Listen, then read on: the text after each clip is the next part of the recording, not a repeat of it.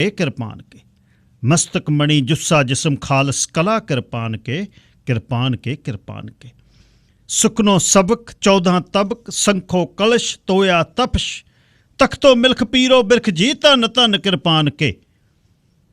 है धूल भी सरदूल भी जो रहवरी करतार दी, टुकड़े भी तेगा बन गए जी खन खन कृपान के। हिम्मत यत्न रोड़े रत्न लोहा तपन कृपान के, कृपान के कृपान के। सोच है एक टेक है एक फलसफे दा नाम है, कृपान एक हथियार नहीं कृपान एक पैगाम है। पैगाम उस मत्थे नूं जिथे पत है ना रत है, सरबत है कृपान ही सरबत है। साबण कते रंगो रते गज गुरमते कृपान के, कृपान के कृपान के कृपान के कृपान के। हरमनजीत लिखदा कृपान के।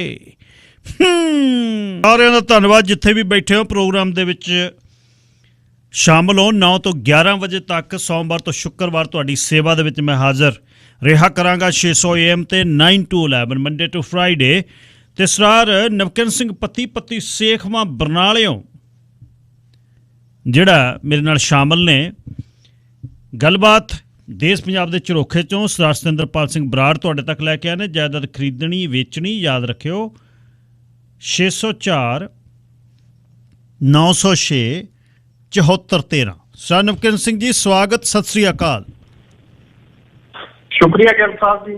ਸਭ ਤੋਂ ਪਹਿਲਾਂ ਤੁਹਾਨੂੰ ਅਤੇ ਸ਼ੇਰੇ ਪੰਜਾਬ ਰੇਡੀਓ ਸੁਣ ਰਹੇ ਸਾਰੇ ਹੀ ਸਰੋਤਿਆਂ ਨੂੰ ਮੇਰੇ ਵੱਲੋਂ ਵੀ ਪਿਆਰ ਭਰੀ ਸਤਿ ਸ੍ਰੀ ਅਕਾਲ ਜੀ। ਜੀ ਗਿਲ ਸਾਹਿਬ ਧੰਨਵਾਦ ਜੀ। ਕੱਲ੍ਹ ਨੂੰ ਵਿਸਾਖ ਹੈ, ਤੁਹਾਡੇ ਚੜ੍ਹ ਜਾਣਾ। ਸਾਡੇ ਅੱਜ 31 ਚੇਤ ਹੈ। ਵਿਸਾਖ ਇੱਕ ਵਿਸਾਖ ਦੇ ਨਾਲ ਬਹੁਤ ਕੁਝ ਜੁੜਿਆ, ਖਾਲਸਾ ਸਾਜਨਾ ਦਿਵਸ ਵਿਸਾਖੀ, ਪਰ 13 ਅਪ੍ਰੈਲ ਜਲ੍ਹਿਆਂਵਾਲੇ ਬਾਗ ਦਾ ਵੀ ਸਾਕਾ ਜੁੜਿਆ ਹੋਇਆ।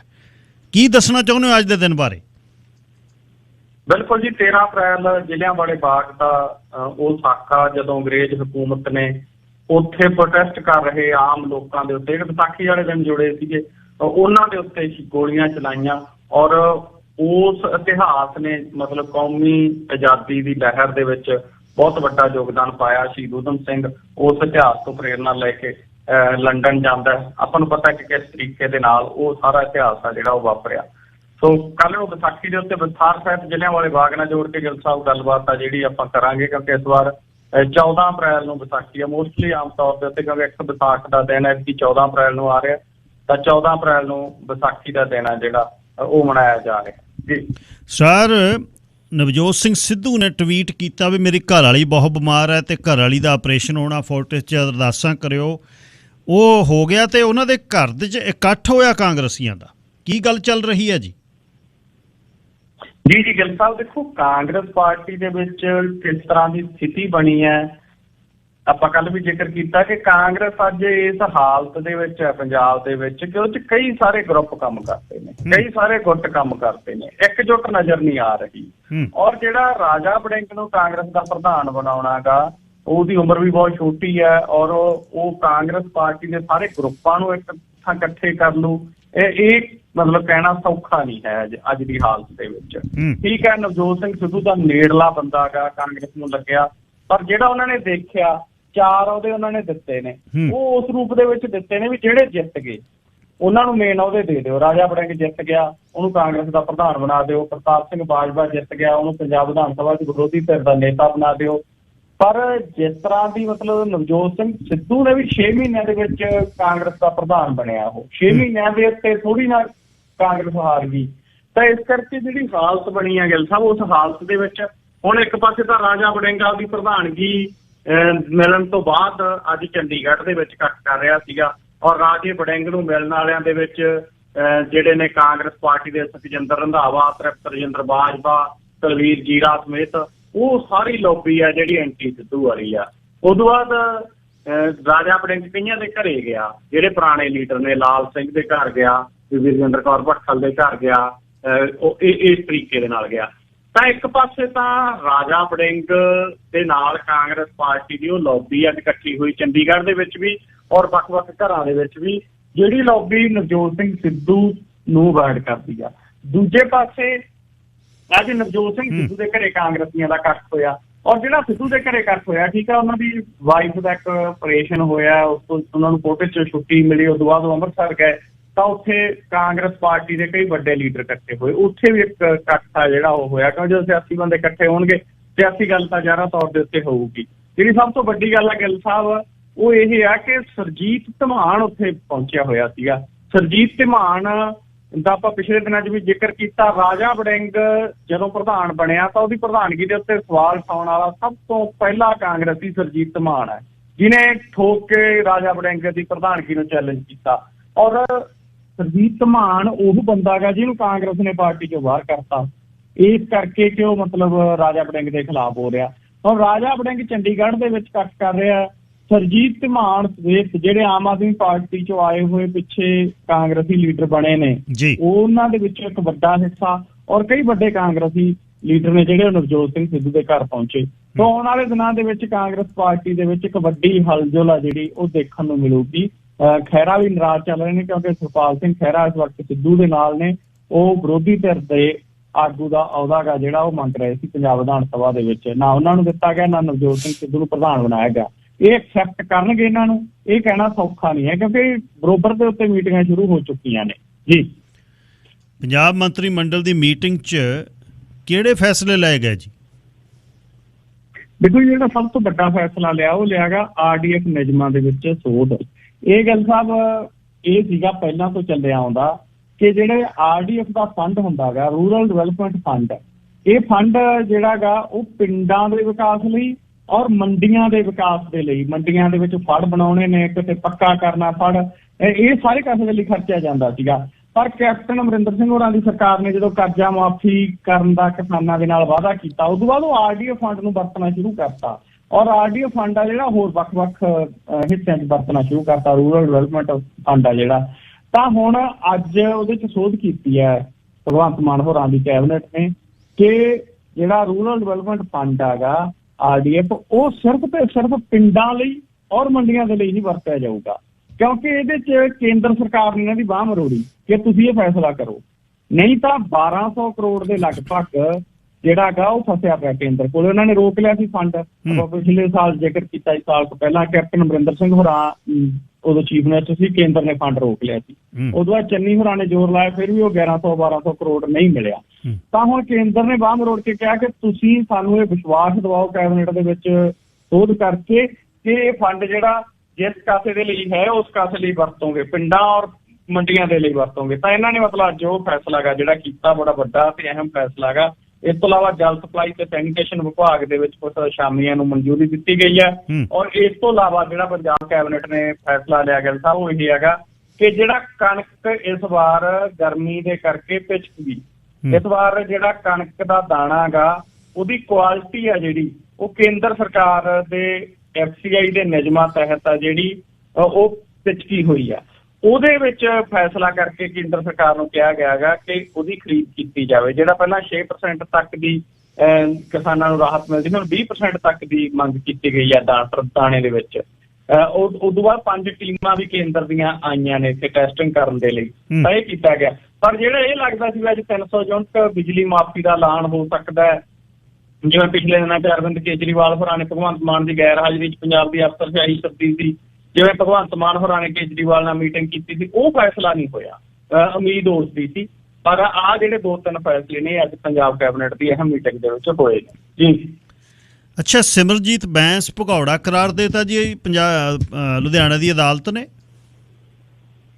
ਬਿਲਕੁਲ ਜੀ, ਸਿਮਰਜੀਤ ਬੈਂਸ ਨੂੰ ਹੁਣ ਜਿਹੜਾ ਜਬਰ ਜਨਾਹ ਦਾ ਰੇਪ ਦਾ ਮਸਲਾ ਉਹਦੇ ਵਿੱਚ ਭਗੌੜਾ ਕਰਾਰ ਦਿੱਤਾ ਗਿਆ। ਪਹਿਲਾਂ ਕੁਝ ਦਿਨ ਪਹਿਲਾਂ ਸਿਮਰਜੀਤ ਬੈਂਸ ਹੋਰਾਂ ਨੂੰ ਇੱਕ ਕੋਵਿਡ ਦੀ ਲੰਘਣਾ ਦੇ ਮਸਲੇ ਦੇ ਵਿੱਚ ਜਿਹੜਾ ਭਗੌੜਾ ਕਰਾਰ ਦਿੱਤਾ ਗਿਆ ਸੀ, ਪਰ ਹੁਣ ਲੁਧਿਆਣਾ ਦੀ ਅਦਾਲਤ ਨੇ ਜਬਰ ਜਨਾਹ ਦੇ ਮਸਲੇ ਦੇ ਵਿੱਚ ਸਿਮਰਜੀਤ ਸਿੰਘ ਬੈਂਸ ਨੂੰ ਭਗੌੜਾ ਕਰਾਰ ਦਿੱਤਾ ਹੈ। ਬੜਾ ਅਹਿਮ ਮਸਲਾ ਗਾ, ਬੜਾ ਅਹਿਮ ਮੁੱਦਾ ਗਾ, ਕਿਉਂਕਿ ਸਿਮਰਜੀਤ ਸਿੰਘ ਬੈਂਸ ਹੋਰਾਂ ਦੇ ਉੱਤੇ ਇਲੈਕਸ਼ਨ ਤੋਂ ਪਹਿਲਾਂ ਇੱਕ ਔਰਤ ਨੇ ਜਿਹੜਾ ਉਹ ਜਬਰ ਜਨਾਹ ਦੇ ਦੋਸ਼ ਲਗਾਏ ਸੀਗੇ। ਹਾਲਾਂਕਿ ਸਿਮਰਜੀਤ ਸਿੰਘ ਬੈਂਸ ਹੋਰਾਂ ਦੀ ਪਾਰਟੀ ਦੇ ਲੀਡਰਾਂ ਦਾ ਇੱਕ ਹਿੱਸਾ ਇਹ ਗੱਲ ਕਹਿੰਦਾ ਆਇਆਗਾ ਕਿ ਸਿਮਰਜੀਤ ਸਿੰਘ ਬੈਂਸ ਨੂੰ ਫਸਾਉਣ ਦੀ ਕੋਸ਼ਿਸ਼ ਹੋਈ ਆ, ਪਰ ਦੂਸਰੇ ਪਾਸਿਓਂ ਔਰਤ ਨੇ ਪੂਰੇ ਸਬੂਤਾਂ ਤਹਿਤ ਧਰਨਾ ਵੀ ਲਾਇਆ ਔਰ ਇਹ ਚਰਚਾ ਵੀ ਚੱਲਦੀ ਰਹੀ ਕਿ ਕਾਂਗਰਸ ਦੇ ਕਈ ਮੰਤਰੀ ਇਹਨਾਂ ਨੂੰ ਬਚਾਉਣ ਦੀ ਕੋਸ਼ਿਸ਼ ਕਰ ਰਹੇ ਨੇ। ਪਰ ਹੁਣ ਅਦਾਲਤ ਦੇ ਵੱਲੋਂ ਜਬਰ ਜਨਾਹ ਦੇ ਮਾਮਲੇ ਸਿਮਰਜੀਤ ਸਿੰਘ ਬੈਂਸ ਨੂੰ ਭਗੌੜਾ ਕਰਾਰ ਦਿੱਤਾ ਗਿਆ ਗਾ ਜੀ। ਖੇਤੀਬਾੜੀ ਮੰਤਰੀ ਤੋਮਰ ਨੂੰ ਪੰਜਾਬ ਭਾਜਪਾ ਦਾ ਵਫਦ ਮਿਲਣ ਜਾ ਰਿਹਾ ਜੀ 20 ਤਰੀਕ ਨੂੰ। ਕੀ ਹੈ, ਸੁਣ ਲਓ ਹੋ ਰਹੀ ਕੁਛ? ਬਿਲਕੁਲ ਜੀ, ਇਹ ਮਿਲਣ ਜਾ ਰਹੇ ਨੇ ਜੀ। ਨਾ ਤਾਂ ਖੇਤੀਬਾੜੀ ਮੰਤਰੀ ਨੂੰ ਮਿਲਣਗੇ ਨਰਿੰਦਰ ਤੋਮਰ ਨੂੰ, ਨਾਲੇ ਨੀਤੀ ਆਯੋਗ ਨੂੰ ਮਿਲਣਗੇ। ਦਰਅਸਲ ਗਿੱਲ ਸਾਹਿਬ, ਇਹਨਾਂ ਨੂੰ ਨਾ 2-3 ਚੀਜ਼ਾਂ 'ਚ ਸਾਹ ਮਿਲ ਗਿਆ। ਇੱਕ ਤਾਂ ਇਹ ਕਿ ਕਿਸਾਨ ਜਥੇਬੰਦੀਆਂ ਇਕਜੁੱਟ ਨਹੀਂ ਉਸ ਰੂਪ ਦੇ ਵਿੱਚ। ਬਲਬੀਰ ਸਿੰਘ ਰਾਜੇਵਾਲ ਹੋਰਾਂ ਦੀ ਅਗਵਾਈ ਦੇ ਵਿੱਚ ਕੁਝ ਕਿਸਾਨ ਜਥੇਬੰਦੀਆਂ ਨੇ ਵੋਟਾਂ 'ਚ ਹਿੱਸਾ ਲਿਆ, ਔਰ ਕੁਝ ਕਿਸਾਨ ਜਥੇਬੰਦੀਆਂ ਨੇ ਜਿਹੜੀਆਂ ਉਹ ਵੋਟਾਂ 'ਚ ਹਿੱਸਾ ਨਹੀਂ ਲਿਆ। ਉਹਨਾਂ ਨੇ ਕਿਹਾ ਕਿ ਅਸੀਂ ਇਹਨਾਂ ਨੂੰ ਤਾਂ ਸ਼ਾਮਲ ਕਰਾਂਗੇ ਜੇ ਸੰਯੁਕਤ ਸਮਾਜ ਮੋਰਚਾ ਤੋੜ ਕੇ ਆਉਣਗੇ, ਪਰ ਉਹਨਾਂ ਨੇ ਨਾ ਤੋੜਨ ਦਾ ਫੈਸਲਾ ਕੀਤਾ। ਇੱਕ ਤਾਂ ਬੀਜੇਪੀ ਨੂੰ ਇਹ ਗੱਲ ਲੱਗਦੀ ਹੈਗੀ ਕਿ ਇਹ ਹੁਣ ਇਕਜੁੱਟ ਨਹੀਂ ਹੈਗੇ। ਦੂਸਰਾ, ਜਿਹੜਾ ਅਡਾਨੀ ਦੇ ਸੈਲੋ ਪਲਾਂਟ ਦੇ ਮੂਹਰੇ ਮੋਗਾ ਜ਼ਿਲ੍ਹੇ ਦੇ ਵਿੱਚ ਕਿਸਾਨਾਂ ਦੀਆਂ ਲੱਗੀਆਂ ਹੋਈਆਂ ਲਾਈਨਾਂ, ਉਹ ਚੀਜ਼ ਹਾਲਾਂਕਿ ਉਹਦੇ ਲਈ ਜ਼ਿੰਮੇਵਾਰ ਸਰਕਾਰ ਆ, ਜ਼ਿੰਮੇਵਾਰ ਇਹ ਪ੍ਰਬੰਧ ਹੈ ਜਿਹੜਾ ਮੰਡੀਆਂ ਦੇ ਬਰੋਬਰ ਇੱਕ ਪ੍ਰਾਈਵੇਟ ਮੰਡੀ ਬਿਲਡ ਕਰ ਰਿਹਾ, ਜਿਹੜਾ ਸਰਕਾਰੀ ਮੰਡੀਆਂ ਦੇ ਵਿੱਚ ਕਣਕ ਖਰੀਦਣ ਤੋਂ ਆਨਾਕਾਨੀ ਕਰ ਰਿਹਾ, ਔਰ ਇੱਥੇ ਤੱਕ ਕਹਿੰਦੇ ਦਾਣਾ ਪਿੱਛ ਗਿਆ ਹੋਇਆ। ਔਰ ਜਿਹੜਾ ਅਡਾਨੀ ਵਾਲੇ ਸੈਲੋ 'ਚ ਜਾਂਦਾ, ਉੱਥੇ ਗਿੱਲ ਸਾਹਿਬ ਕੋਈ ਪਿੱਛ ਕੇ ਨਹੀਂ ਪੁੱਛਦੇ। ਤਾਂ ਅਸਲ ਵਿੱਚ ਪ੍ਰਬੰਧ ਤਾਂ ਉਹ ਮਾੜਾ, ਕਿਸਾਨ ਜ਼ਿੰਮੇਵਾਰ ਨਹੀਂ ਹੈਗੇ। ਇਹ ਕਾਰਨ ਆ। ਤੀਜਾ ਜਿਹੜਾ ਵੱਡਾ ਕਾਰਨ ਆ, ਨੀਤੀ ਆਯੋਗ ਦੇ ਜਿਹੜੇ ਅਹਿਮ ਮੈਂਬਰ ਨੇ, ਇੱਕ ਉਹਨਾਂ ਨੇ ਪਿਛਲੇ ਦਿਨਾਂ ਦੇ ਵਿੱਚ ਬਿਆਨ ਦਿੱਤਾ ਕਿ ਖੇਤੀ ਕਾਨੂੰਨ ਕਿਸਾਨਾਂ ਦੇ ਲਈ ਲਾਹੇਵੰਦ ਸਾਬਤ ਹੁੰਦੇ। ਤਾਂ ਹੁਣ ਹਰਜੀਤ ਗਰੇਵਾਲ ਤੇ ਹੋਰ ਬੀਜੇਪੀ ਦੇ ਵੱਡੇ ਲੀਡਰ ਨੇ ਜਿਹੜੇ ਪੰਜਾਬ ਦੇ, ਇਹ ਸਾਰੇ ਇਕੱਠੇ ਹੋ ਕੇ 20 ਅਪ੍ਰੈਲ ਨੂੰ ਜਾ ਰਹੇ ਨੇ। ਨਾ ਤਾਂ ਨੀਤੀ ਆਯੋਗ ਦੇ ਮੈਂਬਰ ਨੂੰ ਮਿਲਣਗੇ ਕਿਉਂਕਿ ਉਹਨੇ ਖੇਤੀ ਕਾਨੂੰਨਾਂ ਦੇ ਮਸਲੇ ਦੇ ਉੱਤੇ ਬੋਲਿਆਗਾ, ਤਾਂ ਇਹਨਾਂ ਨੂੰ ਉਹਦੇ 'ਚ ਮਤਲਬ ਕਿਤੇ ਨਾ ਕਿਤੇ ਜਿਹੜਾਗਾ ਛੁਰਲੀ ਛੱਡ ਕੇ ਆਉਣਗੇ। ਦੂਸਰਾ ਇਹ ਕਿ ਖੇਤੀਬਾੜੀ ਮੰਤਰੀ ਨੂੰ ਮਿਲਣਗੇ, ਉਹਨੂੰ ਇੱਥੋਂ ਦੀ ਗੱਲ ਦੱਸਣਗੇ। ਕਹਿ ਤਾਂ ਇਹ ਰਹੇ ਨੇ ਕਿ ਧਰਤੀ ਹੇਠਾਂ ਪਾਣੀ ਜਾ ਰਿਹਾ ਪੰਜਾਬ ਦੇ ਵਿੱਚ ਤੇ ਹੋਰ ਤਮਾਮ ਮੁੱਦੇ ਨੇ, ਔਰ ਉਹਨਾਂ ਦੇ ਲਈ ਅਸੀਂ ਕੇਂਦਰ ਸਰਕਾਰ ਕੋਲੇ ਜਾਣਾਗਾ, ਕਿਉਂਕਿ ਕਹਿੰਦੇ ਆਮ ਆਦਮੀ ਪਾਰਟੀ ਦੀ ਸਰਕਾਰ ਕੁਛ ਕਰ ਨਹੀਂ ਰਹੀ। ਇਹ ਪਹਿਲਾਂ ਵੀ ਸੱਤਾ 'ਚ ਰਹੇ ਨੇ, ਅਕਾਲੀ ਭਾਜਪਾ 'ਚ 10 ਸਾਲ ਇਹਨਾਂ ਨੇ ਸੱਤਾ ਦਾ ਪੂਰਾ ਸੋਹਣਾ ਆਨੰਦ ਮਾਣਿਆਗਾ। ਉਦੋਂ ਇਹਨਾਂ ਨੂੰ ਪੰਜਾਬ ਦੇ ਪਾਣੀ ਦਾ ਫਿਕਰ ਨਹੀਂ ਹੋਇਆ। ਤਾਂ ਜਾ ਰਹੇ ਨੇ ਤਾਂ ਕੋਈ ਛੁਰਲੀ ਜ਼ਰੂਰ ਛੱਡ ਕੇ ਆਉਣਗੇ ਜੀ 20 ਅਪ੍ਰੈਲ ਨੂੰ। ਦੇਖਦੇ ਆ ਕਿਸ ਤਰ੍ਹਾਂ ਦੇ ਹਾਲਾਤ ਬਣਦੇ ਨੇ ਜੀ। ਡਗਰੂ ਪਿੰਡ ਦੀ ਮੰਡੀ ਦੀ ਗੱਲ ਜਿਹੜੀ ਮੇਰੇ ਕੋਲ ਕੁਝ ਜਾਣਕਾਰੀ ਪਹੁੰਚੀ ਆ ਡਿਸਟ੍ਰਿਕਟ ਮਾਰਕੀਟਿੰਗ ਅਫੀਸਰ ਵੱਲੋਂ ਕਿ ਭਾਈਬੰਦ ਮੇਰੇ ਮੰਡੀਕਰਨ ਬੋਰਡ ਦੇ ਵਿੱਚ ਨੇ ਸਰਦਾਰ ਸੁਖਵੀਰ ਸਿੰਘ ਗਰੇਵਾਲ ਸਾਹਨੇਵਾਲ, ਉਹ ਕਹਿੰਦੇ ਇਹ ਤਾਂ ਮੰਡੀ ਪੰਜਾਬ ਮੰਡੀਕਰਨ ਬੋਰਡ ਦੇ ਥੱਲੇ ਹੀ ਚੱਲ ਰਹੀ ਹੈ। ਜੇ ਫਾਰਮ ਦਿੱਤੇ ਜਾਂਦੇ ਨੇ, ਪਹਿਲੀ ਵਾਰ ਨਹੀਂ ਡਗਰੂ ਪਿੰਡ ਦੇ ਅਡਾਨੀ ਦਾ ਜਿਹੜੀ ਫੈਸਿਲਿਟੀ ਆ ਉਹਦੀ ਖਰੀਦੋ ਫਰੋਖਤ ਪੰਜਾਬ ਮੰਡੀ ਬੋਰਡ ਕਰ ਰਿਹਾ। ਇਹ ਤੁਹਾਡੇ ਕੋਲ ਕੀ ਖਬਰ ਹੈ ਇਹਦੇ ਬਾਰੇ? ਬਿਲਕੁਲ ਗਿੱਲ ਸਾਹਿਬ, ਬਿਲਕੁਲ ਏਦਾਂ ਹੀ ਹੋ ਰਿਹਾਗਾ। ਔਰ ਉਹਦੇ 'ਚ ਆੜ੍ਹਤੀਆਂ ਨੂੰ ਵੀ ਕਮਿਸ਼ਨ ਮਿਲ ਰਿਹਾ। ਤੁਸੀਂ ਇਹ ਦੇਖੋ, ਮਤਲਬ ਆੜ੍ਹਤੀਆਂ ਨੂੰ ਵੀ ਕਮਿਸ਼ਨ ਮਿਲ ਰਿਹਾ। ਜੇ ਨਹੀਂ ਕੁਛ ਮਿਲ ਰਿਹਾ ਤਾਂ ਮਜ਼ਦੂਰਾਂ ਨੂੰ ਨਹੀਂ ਮਿਲ ਰਿਹਾ। ਜਿਹੜੀ ਮਤਲਬ ਕਣਕ ਦੀ ਉਹਨਾਂ ਨੇ ਮਤਲਬ ਜਿਹੜੇ ਸਾਫ਼ ਕਰਾਈ ਦੇ ਪੈਸੇ ਮਿਲਦੇ ਆ, ਔਰ ਉੱਥੇ ਫੜੀ ਦੇ ਉੱਤੇ ਜਿਹੜਾ ਮਤਲਬ ਮੰਡੀ ਦੇ ਵਿੱਚ ਟਰਾਲੀ ਲਾਉਣ ਦੇ ਪੈਸੇ ਮਿਲਦੇ ਆ, ਲੱਦਣ ਦੇ ਮਿਲਦੇ ਆ, ਉਹ ਨਹੀਂ ਮਿਲਦੇ। ਯਾਨੀ ਮਜ਼ਦੂਰ ਮਨਫੀ ਕਰਤਾ ਵਿੱਚੋਂ ਆੜ੍ਹਤੀਏ ਨੂੰ ਕਮਿਸ਼ਨ ਮੰਡੀ 'ਚ ਬੈਠੇ ਨੂੰ ਮਿਲ ਰਿਹਾ, ਤਾਂ ਹੀ ਆੜ੍ਹਤੀਏ ਅੱਗੇ ਫਾਰਮ ਦੇ ਰਿਹਾ। ਔਰ ਉਧਰੋਂ ਅਡਾਨੀ ਹੋਰਾਂ ਨੂੰ ਫਾਇਦਾ ਹੋ ਰਿਹਾਗਾ। ਬਿਨਾਂ ਮਤਲਬ ਮੰਡੀ ਦੇ ਵਿੱਚ ਆਏ, ਬਿਨਾਂ ਮੰਡੀ ਦੇ ਵਿੱਚੋਂ ਪੈਕਿੰਗ ਕੀਤਿਆਂ ਉਹ ਸਿੱਧਾ ਟਰਾਲੀਆਂ ਨੇ ਜਿਹੜੀਆਂ ਉਹ ਲਿਫਟ ਚੱਕਿਆ ਹੋਣੀਆਂ ਉੱਥੇ, ਸਿੱਧੀ ਉੱਥੇ ਜਾਣੀ ਹੈ। ਔਰ ਉਹਨੂੰ ਸਰਕਾਰ ਨੇ ਪੈਸੇ ਦੇਣੇ ਨੇ ਅਡਾਨੀ ਨੂੰ ਸਟੋਰ ਕਰਨ ਦੇ। ਤਾਂ ਸਰਕਾਰੀ ਮੰਡੀਆਂ ਦੇ ਬਰੋਬਰ ਦੇ ਉੱਤੇ ਇੱਕ ਪ੍ਰਾਈਵੇਟ ਬੰਦੇ ਦੀ ਮੰਡੀ ਚੱਲ ਰਹੀ ਆ, ਜਿਹੜੀ ਸਰਕਾਰ ਦੇ ਥੱਲੇ ਚੱਲ ਰਹੀ ਆ। ਹੁਣ ਇਹ ਪੰਜਾਬ ਸਰਕਾਰ ਇਸ ਤੇ ਫੈਸਲਾ ਲੈ ਸਕਦੀ ਸੀ, ਪਰ ਪੰਜਾਬ ਸਰਕਾਰ ਨੇ ਤਾਂ ਹੋਰ ਸਗੋਂ ਦੀ ਫੈਸਲਾ ਕਰਤਾ ਵੀ ਜਿਹੜਾ MSP ਤੋਂ ਵੱਧ ਤੇ ਖਰੀਦੋ ਉਹਨੂੰ ਪਿਛਾਹ ਕਰਾਂਗੇ। ਹੁਣ ਇਹ ਛੋਟੀ ਗੱਲ ਨਹੀਂ ਹੈਗੀ, ਇੱਕ ਅੱਧੀ ਵਾਰ ਖਰੀਦਣਗੇ। ਪਹਿਲਾਂ ਵੀ ਕਿਹਾ ਕਿਸਾਨਾਂ ਨੇ ਜਦੋਂ ਖੇਤੀ ਕਾਨੂੰਨ ਆਏ ਸੀ ਕਿ ਪ੍ਰਾਈਵੇਟਾਈਜੇਸ਼ਨ ਆ ਜਿਹੜੀ, ਇੱਕ ਅੱਧੀ ਵਾਰ ਤੁਹਾਨੂੰ ਲਾਲਚ ਦੇਣਗੇ, ਵੱਧ ਤੇ ਵੀ ਖਰੀਦ ਲੈਣਗੇ। ਪਰ ਸਰਕਾਰੀ ਮੰਡੀਕਰਨ ਸਿਸਟਮ ਤਾਂ ਹੀ ਬਚੂ ਜੇ ਸਿਰਫ ਸਰਕਾਰੀ ਹੋ।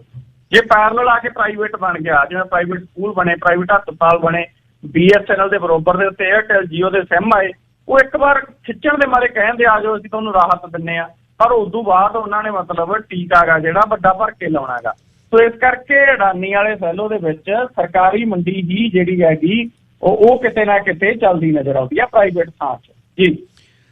ਮੁਸਲਮਾਨ ਔਰਤਾਂ ਨਾਲ ਬਲਾਤਕਾਰ ਕਰਨ ਦੀ ਧਮਕੀ ਦੇਣ ਵਾਲਾ ਮਹੰਤ ਬਜਰੰਗ ਮੁਨੀ ਫਿਰ ਫੜ ਲਿਆ ਜੀ ਯੂਪੀ 'ਚ? ਬਿਲਕੁਲ ਫੜਿਆ ਗਿਆ ਜੀ, ਉੱਤਰ ਪ੍ਰਦੇਸ਼ ਦੇ ਵਿੱਚ ਇਹ ਫੜਿਆ ਗਿਆ। ਇਹਨੂੰ ਫੜਨ ਦੇ ਲਈ ਬਹੁਤ ਦਬਾਅ ਪਿਆ, ਨਹੀਂ ਪੁਲਿਸ ਇਹਨੂੰ ਫੜ ਨਹੀਂ ਸੀ ਰਹੀ। ਇਹਦੀ ਵੀਡੀਓ ਬਹੁਤ ਵਾਇਰਲ ਹੋਈ, ਜਿਸ ਤੋਂ ਬਾਅਦ ਇਹਨੂੰ ਫੜਿਆ ਗਿਆ। ਇਹ ਸੀਤਾਪੁਰ ਦੇ ਵਿੱਚ ਗਿੱਲ ਸਾਹਿਬ ਇੱਕ ਮਸਜਿਦ ਦੇ ਮੂਹਰੇ ਖੜ ਕੇ ਕਹਿ ਰਿਹਾ ਸੀਗਾ ਕਿ ਆਉਣ ਵਾਲੇ ਦਿਨਾਂ ਦੇ ਵਿੱਚ ਜੇ ਇਹਨਾਂ ਨੇ ਮਤਲਬ ਕੋਈ ਗਲਤ ਏਦਾਂ ਦੀ ਗੱਲਬਾਤ ਕੀਤੀ, ਜਾਣੀ ਕਿ ਮੁਸਲਮਾਨ ਭਾਈਚਾਰੇ ਨੇ, ਤਾਂ ਇਹਨਾਂ ਦੀਆਂ ਔਰਤਾਂ ਨੂੰ ਕਿਡਨੈਪ ਕੀਤਾ ਜਾ ਸਕਦਾ ਔਰ ਰੇਪ ਕੀਤੇ ਜਾ ਸਕਦੇ ਨੇ। ਤਾਂ ਇਹਨੇ ਸ਼ਰੇਆਮ ਮਤਲਬ ਇਦਾਂ ਦੀ ਕਰਕੂ ਗੱਲ ਕੀਤੀ, ਇਦਾਂ ਦਾ ਮਤਲਬ ਪਾੜਾ ਪਾਉਣ ਵਾਲੀ ਗੱਲ ਕੀਤੀ। ਔਰ ਜਿਹੜੀ ਵੀਡੀਓ ਵਾਇਰਲ ਹੋਈ ਹੈ ਉਹ 'ਚ ਇੱਕ ਪੁਲਿਸ ਮੁਲਾਜ਼ਮ ਵੀ ਇਹਦੇ ਮਗਰ ਖੜਾ ਦਿਖਾਈ ਦੇ ਰਿਹਾ ਗਾ। ਤਾਂ ਉਸ ਤੋਂ ਬਾਅਦ ਇਹ ਮੰਗ ਕੀਤੀ ਜਾ ਰਹੀ ਸੀ ਕਿ ਇਹਦੇ ਖਿਲਾਫ ਕੇਸ ਦਰਜ ਕਰਕੇ ਇਹਨੂੰ ਗ੍ਰਿਫਤਾਰ ਕੀਤਾ ਜਾਵੇ। ਹੁਣ ਇਹ ਜਿਹੜਾ ਮਤਲਬ ਵਿਅਕਤੀ ਮੁਸਲਿਮ ਔਰਤਾਂ ਦੇ ਖਿਲਾਫ ਰੇਪ ਦੀ ਧਮਕੀ ਦਿੰਦਾ ਸੀਗਾ, ਮਹੰਤ ਬਜਰੰਗ ਮੁਨੀ, ਉਹਨੂੰ ਗ੍ਰਿਫਤਾਰ ਕਰ ਲਿਆ ਗਿਆ ਗਾ। ਜੀ ਗਿੱਲ ਸਾਹਿਬ, ਆਖਰੀ ਖਬਰ, ਮਿਸ ਪੰਜਾਬਣ ਤੇ PTC ਦਾ ਵਿਵਾਦ ਆ ਜਿਹੜਾ ਜੀ, ਉਹ ਕਿੱਥੇ ਚੱਲ ਰਿਹਾ? ਦੇਖੋ ਉਹਦੇ 'ਚ ਗਿੱਲ ਸਾਹਿਬ ਇਹੀ ਹੈਗਾ, ਇੱਕ ਤਾਂ PTC ਨੈਟਵਰਕ ਵਾਲਿਆਂ ਨੇ ਚਿੱਠੀ ਲਿਖੀ ਹੈਗੀ ਅਕਾਲ ਤਖ਼ਤ ਸਾਹਿਬ ਦੇ ਜਥੇਦਾਰ ਸਾਹਿਬ ਨੂੰ।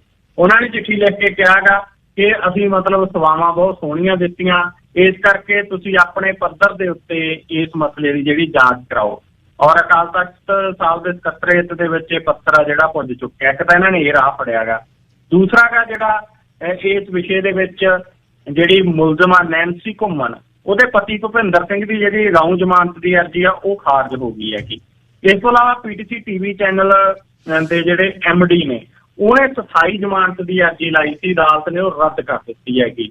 ਔਰ ਮੈਨੇਜਿੰਗ ਡਾਇਰੈਕਟਰ ਰਵਿੰਦਰ ਨਾਰਾਇਣ ਦੀਆਂ ਮੁਸ਼ਕਲਾਂ ਨੇ ਜਿਹੜੀਆਂ ਲਗਾਤਾਰ ਵੱਧਦੀਆਂ ਜਾ ਰਹੀਆਂ ਨੇ। ਮੋਹਾਲੀ ਅਦਾਲਤ ਨੇ ਉਹਦੀ ਰੈਗੂਲਰ ਜ਼ਮਾਨਤ ਦੀ ਅਰਜ਼ੀ ਨੂੰ ਮੁੱਢੋਂ ਰੱਦ ਕਰ ਦਿੱਤਾ ਔਰ 14 ਦਿਨਾਂ ਦੇ ਲਈ ਜੇਲ੍ਹ ਦੇ ਵਿੱਚ ਉਹਨੂੰ ਭੇਜਿਆ ਗਿਆ ਪਿਛਲੇ ਦਿਨੀ। ਤਾਂ ਇਸ ਮਸਲੇ ਦੇ ਵਿੱਚ ਗਿੱਲ ਸਾਹਿਬ ਦੇਖੋ, ਜਿਹੜਾ ਮਿਸ ਪੰਜਾਬਣ ਕੰਪੀਟੀਸ਼ਨ ਕਰਾਉਣ ਦਾ ਗੱਲ ਸੀ, ਉਹ ਉਸ ਤੋਂ ਬਾਅਦ ਇੱਕ ਮੁਟਿਆਰ ਦੇ ਨਾਲ ਕਿਸੇ ਤੌਰ ਦੇ ਉੱਤੇ ਉਹਨੂੰ ਬੰਦੀ ਬਣਾ ਕੇ ਰੱਖਣ, ਕਿਸੇ ਤੌਰ ਦੇ ਉੱਤੇ ਉਹਦਾ ਜਿਨਸੀ ਸ਼ੋਸ਼ਣ ਕੀਤੇ ਜਾਣ ਦਾ ਮਸਲਾ ਸਾਹਮਣੇ ਆਇਆ ਸੀਗਾ। ਹਾਲਾਂਕਿ PTC ਵਾਲੇ ਇਸ ਗੱਲ ਨੂੰ ਰੱਦ ਕਰਦੇ ਨੇ, ਪਰ ਅਦਾਲਤ ਨੇ ਮਤਲਬ ਇਹਨਾਂ ਦੀ ਇੱਕ ਦੀ ਔਰ 27 ਜ਼ਮਾਨਤ ਦੀ ਅਰਜ਼ੀ MD ਦੀ ਔਰ ਅਗਾਊਂ ਜ਼ਮਾਨਤ ਦੀਆਂ ਅਰਜ਼ੀਆਂ ਨੇ ਜਿਹੜੀਆਂ ਉਹ ਰੱਦ ਕੀਤੀਆਂ ਨੇ। ਜੀ, ਨੈਂਸੀ ਘੁੰਮਣ ਦਾ ਇਹ ਘਰ ਵਾਲਾ ਭੁਪਿੰਦਰ ਸਿੰਘ ਪੁਲਿਸ ਦਾ ਮੁਲਾਜ਼ਮ ਆ, ਵਕੀਲ ਹੈ, ਇਹ ਕੌਣ ਹੈ? ਜੀ ਗੱਲ ਸਾਹਿਬ, ਜਿਹੜਾ ਇਹ ਨੈਂਸੀ ਘੁੰਮਣ ਦਾ ਪਤੀ ਹੈ ਭੁਪਿੰਦਰ ਸਿੰਘ, ਇਹ ਦਰਅਸਲ ਇਸੇ ਖੇਤਰ ਨਾਲ ਜੁੜਿਆ ਹੋਇਆ ਜੀ। ਮਿਸ ਪੰਜਾਬਣ ਦੇ ਮੁਕਾਬਲਾ ਜਿਹੜਾ 2022-23 ਦੇ ਸਹਾਇਕ ਡਾਇਰੈਕਟਰ ਨਿਹਾਰਕਾ ਜੈਨ, ਹੋਟਲ ਦੇ ਮੈਨੇਜਿੰਗ ਡਾਇਰੈਕਟਰ ਲਕਸ਼ਮਣ, ਇਹ ਸਾਰੇ ਇਸ ਦੇ ਵਿੱਚ ਇੱਕ ਲੌਬੀ ਹੈ ਜਿਹੜੀ ਜੁੜੀ ਹੋਈ ਹੈ ਦੂਜੇ ਦੇ ਨਾਲ। ਹੁਣ ਮੈਨੂੰ ਇਹ ਨਹੀਂ ਧਿਆਨ ਦੇ ਵਿੱਚ ਇਹ ਕਿ ਪਹਿਲਾਂ ਇੱਕ ਜੌਬ ਕਰਦਾ ਸੀ ਜਾਂ ਨਹੀਂ। ਧੰਨਵਾਦ ਜੀ। ਕੱਲ ਫੇਰ 9:15 ਵਜੇ ਤੁਹਾਡੇ ਨਾਲ ਸਾਂਝ ਪਵੇਗੀ। ਚੜ੍ਹਦੀ ਕਲਾ। ਸ਼ੁਕਰੀਆ ਜੀ ਤੁਹਾਡਾ ਤੇ ਸਾਰੇ ਸਰੋਤਿਆਂ ਦਾ ਵੀ ਧੰਨਵਾਦ। ਨਿਊਯਾਰਕ ਦੇ ਵਿੱਚ ਕੱਲ ਜਿੱਥੇ ਸਾਬੇ ਦੇ ਵਿੱਚ ਹਮਲਾ ਹੋਇਆ, ਉੱਥੇ ਇੱਕ ਬਹੁਤ ਵੱਡਾ ਰਾਜਨੀਤਿਕ ਧਮਾਕਾ ਹੋਇਆ ਕਿ ਨਿਊਯਾਰਕ ਦੇ ਲੈਫਟੀਨੈਂਟ ਗਵਰਨਰ ਬੈਂਜਾਮਿਨ ਨੂੰ ਕੱਲ FBI ਤੇ ਪੁਲਿਸ ਨੇ ਫੜ ਲਿਆ ਕਿ ਉਸਨੇ ਕਿਸੇ ਚੈਰਿਟੀ ਤੋਂ $50,000 ਉਸ ਨੂੰ ਮਦਦ ਕੀਤੀ। 50,000 ਮਦਦ ਦੇ ਇਵਜ਼ ਦੇ ਵਿੱਚ ਉਸਨੇ ਆਪਣੇ ਕੈਂਪੇਨ ਦੀ ਉਹਨਾਂ ਤੋਂ ਫੰਡਿੰਗ ਕਰਾਈ। ਮੈਂ ਇਸ ਨੂੰ ਪੜ੍ਹਦਾ, ਪ੍ਰੋਗਰਾਮ ਇਸ ਦੀ ਖਬਰ ਨੂੰ ਦੇਖਦਾ ਹੱਸ ਰਿਹਾ ਸੀ। ਮੈਂ ਕਿਹਾ ਕਮਾਲ ਹੋ ਗਈ। ਜੇ ਦੇਖਿਆ ਜਾਵੇ ਸਾਡੇ ਵਾਲੇ ਦੇਸ਼ ਦੇ ਵਿੱਚ ਬਿਗ ਕਾਰਪੋਰੇਸ਼ਨਸ ਕਿਸ ਤਰ੍ਹਾਂ ਫੰਡਿੰਗ ਪੋਲੀਟੀਕਲ ਪਾਰਟੀਆਂ ਨੂੰ ਕਰਦੀਆਂ ਕਿ ਮੈਂ 2-2 ਅਰਬ ਡਾਲਰ ਦੀਆਂ ਜ਼ਮੀਨਾਂ 300 ਮਿਲੀਅਨ 'ਚ ਲੈ ਕੇ ਤੇ ਹਲੇ ਵੀ ਅੱਧੋਂ ਵੱਧ ਪੈਸੇ ਨਹੀਂ ਦਿੱਤੇ। ਇਸਨੇ ਕੀ ਕੀਤਾ? ਸਟੇਟ ਸੈਨੇਟਰ ਹੁੰਦੇ ਹੋਏ $50,000 ਦੀ ਇੱਕ ਫੰਡਿੰਗ ਦਿੱਤੀ ਨਾਨ ਪ੍ਰੋਫਿਟ ਆਰਗੇਨਾਈਜੇਸ਼ਨ ਨੂੰ, ਜਿਹੜਾ ਇੱਕ ਡਿਵੈਲਪਰ ਕੰਟਰੋਲ ਕਰਦਾ ਹੈ।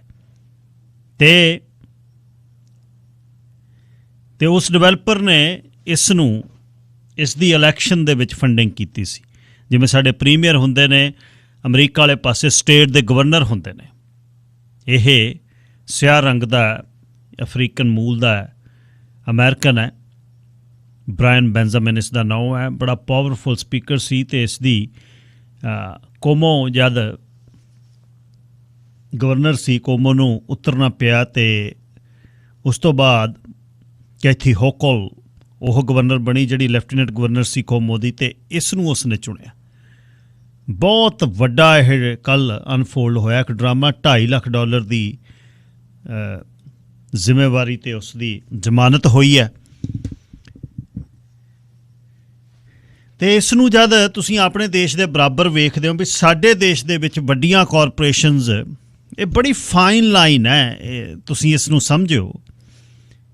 ਇਹ ਇਸ ਦੇ ਵਿੱਚ ਜਿਹੜਾ ਇਹ ਹੋਇਆ, ਜਿਸ ਨੇ ਸੈਨੇਟਰ ਹੁੰਦੇ ਮਦਦ ਕੀਤੀ ਇੱਕ ਨਾਨ ਪ੍ਰੋਫਿਟ ਆਰਗੇਨਾਈਜੇਸ਼ਨ ਨੂੰ, ਉਸ ਤੋਂ ਬਾਅਦ ਲੌਬੀਇਸਟ ਤੇ ਓਨੈਸਟ ਸਰਵਿਸਿਜ਼ ਫਰਾਡ, ਇਹ ਵੀ ਅਮਰੀਕਾ 'ਚ ਇੱਕ ਧਾਰਾ honest services fraud. Honest services fraud ਕੀ ਹੈ? ਜੇ ਕੋਈ ਰਿਸ਼ਵਤ ਲੈਂਦਾ ਹੈ, 3 ਧਿਰਾਂ ਇਹਦੇ 'ਚ, ਦੂਸਰਾ ਰਿਸ਼ਵਤ ਲੈਂਦਾ ਕਿਸੇ ਸੰਸਥਾ ਦਾ, ਅਤੇ ਤੀਜੀ ਕਿਸੇ ਸੰਸਥਾ ਨੂੰ ਇਹਦੇ ਨਾਲ ਨੁਕਸਾਨ ਆਉਂਦਾ। ਜਿਵੇਂ ਕੋਚਿਸ ਨੇ ਵੱਡੀਆਂ ਯੂਨੀਵਰਸਿਟੀਆਂ ਦੇ ਵਿੱਚ ਝੂਠੇ ਐਥਲੀਟ ਬਣਾ ਕੇ ਉਹਨਾਂ ਦੀਆਂ ਐਡਮਿਸ਼ਨਾਂ ਕਰਾਈਆਂ ਸੀ, ਇਹ ਓਨੈਸਟ ਸਰਵਿਸਿਜ਼ ਫਰਾਡ ਦੇ ਵਿੱਚ ਆਉਂਦਾ। ਯੇਲ ਯੂਨੀਵਰਸਿਟੀ ਦੇ ਵਿੱਚ ਜਿਵੇਂ ਸਾਡਾ ਵੀ ਇੱਕ ਕਾਰੋਬਾਰੀ ਦੇ ਪੁੱਤਰ ਦਾ ਰੌਲਾ ਪਿਆ ਸੀ, ਡੇਵਿਡ ਸਿੱਧੂ ਸ਼ਾਇਦ ਸੀ ਉਹ। ਸੋ ਓਨੈਸਟ ਸਰਵਿਸਿਜ਼ ਫਰਾਡ ਅਤੇ ਇਸ ਤਰ੍ਹਾਂ ਦੀ ਮਦਦ। ਹੁਣ ਇਹਦੇ ਵਿੱਚ ਅਮਰੀਕਾ ਵਾਲੇ ਪਾਸੇ ਜਦ ਉਹ ਪੈਂਦੇ ਆ, ਫਿਰ ਉਹ ਇਸ ਤਰ੍ਹਾਂ ਹੀ ਪੈਂਦਾ। ਜੇ ਦੇਖਿਆ ਜਾਵੇ ਕਿੱਡਾ ਬਰਾਈਟ ਕੈਰੀਅਰ ਸੀ ਇਸ ਬੰਦੇ ਦਾ, ਅਤੇ ਘੱਟ ਗਿਣਤੀ ਉੱਥੇ ਸੋ ਕਾਲ ਦੇ ਵਿੱਚੋਂ ਹੈ, ਅਤੇ ਸੈਨੇਟਰ ਰਿਹਾ, ਹੁਣ ਲੈਫਟੀਨੈਂਟ ਗਵਰਨਰ ਸੀ, ਗਵਰਨਰ ਬਣਨਾ ਸੀ ਅਤੇ ਅੱਗੇ ਨੂੰ ਤੁਰਨਾ ਸੀ। ਅਤੇ ਇਹ ਸਿਰਫ $50,000 ਦੀ ਇੱਕ ਫੰਡਿੰਗ ਸੈਨੇਟਰ ਦੇ ਤੌਰ 'ਤੇ ਨਾਨ ਪ੍ਰੋਫਿਟ ਆਰਗੇਨਾਈਜੇਸ਼ਨ ਡਿਵੈਲਪਰ ਨੂੰ, ਜਿਹਨੂੰ ਕੰਟਰੋਲ ਕਰਦਾ, ਦੇਤੀ। ਉਹ ਡਿਵੈਲਪਰ ਨੇ ਇਸ ਦੀ ਮਦਦ ਕੀਤੀ ਇਸ ਦੀ ਇਲੈਕਸ਼ਨ ਦੇ ਵਿੱਚ। ਸੋ ਡੈਮੋਕ੍ਰੈਟਸ ਆ ਇਹ ਬੰਦਾ, ਅਤੇ ਇਲੈਕਸ਼ਨ ਇਸ ਸਾਲ ਹੋ ਰਹੀ ਆ ਉੱਥੇ। ਕੈਥੀ ਹੋਕਲ ਜਿਹੜੀ, ਉਸਨੇ ਦੁਬਾਰਾ ਗਵਰਨਰ ਦੀ ਚੋਣ ਲੜਨੀ ਹੈ। ਇਹ ਬਹੁਤ ਇਹਨਾਂ ਦੇਸ਼ਾਂ ਦੇ ਵਿੱਚ ਖਾਸ ਲਾਈਨ ਹੈ। ਆਉਣ ਵਾਲੇ ਦਿਨਾਂ ਦੇ ਵਿੱਚ ਮੈਂ ਨਾ ਜਿਹੜੀ 3-4 ਕੁਛ ਸੀਰੀਜ਼ ਕਰਨਾ ਚਾਹੁੰਦਾ ਵੀ ਇਹਨਾਂ ਦੇਸ਼ਾਂ 'ਚ ਇੱਕ ਜਿਹੜੀ ਕਰਪਸ਼ਨ ਹੈ, ਜਿਹੜੀ ਰਿਸ਼ਵਤ ਹੈ, ਉਹ ਕਿਹੜਿਆਂ ਰੂਪਾਂ 'ਚ। ਨਿੱਜੀ ਰਸੂਖ ਵਰਤ ਕੇ ਕਿਸੇ ਅਥਾਰਟੀ ਨੂੰ ਆਪਣੇ ਹਿੱਤਾਂ ਲਈ ਵਰਤਣਾ, ਇਹ ਵੀ ਇੱਕ ਕਰਪਸ਼ਨ ਹੀ ਹੈ। ਇਹਨੂੰ ਤੁਸੀਂ ਇਸ ਤਰ੍ਹਾਂ ਪਰਾਂ ਨਹੀਂ ਕਰ ਸਕਦੇ ਕਿ ਜਿਹੜੀ ਹੈ ਕਿ ਨਹੀਂ ਇਹ ਕਰਪਸ਼ਨ ਨਹੀਂ, ਇਹ ਤਾਂ ਐਂ ਡਿਵੈਲਪ ਹੋਣੀ ਸੀ, ਇਹ ਤਾਂ ਆਹ ਹੋਣੀ ਸੀ। ਲੋਕਾਂ ਤੋਂ ਪਹਿਲਾਂ ਆਪਣਾ ਇਨਫਲੂਐਂਸ ਬਣ ਕੇ ਕੋਈ ਆਪਣੀ ਲੈਂਡ ਡਿਵੈਲਪ ਕਰਾਉਣੀ, ਕੋਈ ਸਰਵਿਸ ਲੈਣੀ, ਬਹੁਤ ਕੁਝ BC 'ਚ ਤਾਂ ਬਹੁਤ ਕੁਛ ਹੋਇਆ। ਸ਼ਹਿਰਾਂ 'ਚ ਹੁੰਦਾ ਜਿਨ੍ਹਾਂ ਦੇ ਜ਼ੋਰ ਨੇ। ਜਿਹੜੀ ਸਰਪਲਸ ਲੈਂਡ ਦੇ ਥੱਲੇ BC ਲਿਬਰਲਸ ਨੇ ਜ਼ਮੀਨਾਂ ਦਿੱਤੀਆਂ, ਕਦੇ ਉਹਨਾਂ ਦਾ ਮੁਲਾਂਕਣ ਕਰਕੇ ਦੇਖਿਓ, ਅੱਜ ਗੂਗਲ ਕਰਕੇ ਵੇਖਿਓ, ਖਬਰਾਂ ਪੜ੍ਹ ਕੇ ਦੇਖੋ ਵੀ millions of dollar the land ਕਿਵੇਂ ਦਿੱਤੀ ਗਈ। ਕੈਂਬੀ ਕੋਰੀਡੋਰ ਦੇ ਵਿੱਚ ਜਿਹੜੀਆਂ 2 ਵੱਡੀਆਂ ਬਿਲਡਿੰਗਾਂ ਢਾਹ ਕੇ, ਜਿਹੜੀਆਂ ਹੈਲਥ ਕੇਅਰ ਦੀਆਂ ਸੀ ਓਲਡ ਬਜ਼ੁਰਗਾਂ ਦੀਆਂ, 25 ਏਕੜ ਜਗ੍ਹਾ, 25 ਏਕੜ, ਜਿੱਥੇ $2.5 ਮਿਲੀਅਨ 50/100 ਲਾਟ ਦਾ, ਉੱਥੇ 25 ਕਿੱਲੇ ਡਿਵੈਲਪਰ ਨੂੰ ਦਿੱਤੀ, ਅਤੇ ਉਹਨੇ ਵਾਪਸ ਪੈਸੇ ਕਦ ਮੋੜਨੇ ਨੇ? ਡਿਵੈਲਪ ਕਰਕੇ। ਇਹੋ ਜਿਹੀ ਸਵੀਟ ਡੀਲ ਜਿਹੜੀ ਹੈ ਉਹ ਕਿਹਨੂੰ ਨਹੀਂ ਪਾਉਂਦੀ। BC ਰੇਲ ਦੇ ਵਿੱਚ ਦੇਖੋ ਕਿਹੜੇ ਲੈਵਲ ਦੀ ਗੱਲ ਹੋਈ, ਅਤੇ ਫਿਰ ਕਿਵੇਂ ਕਲਰਕਨੁਮਾ ਬੰਦੇ ਉਹ ਠੋਕੇ ਗਏ।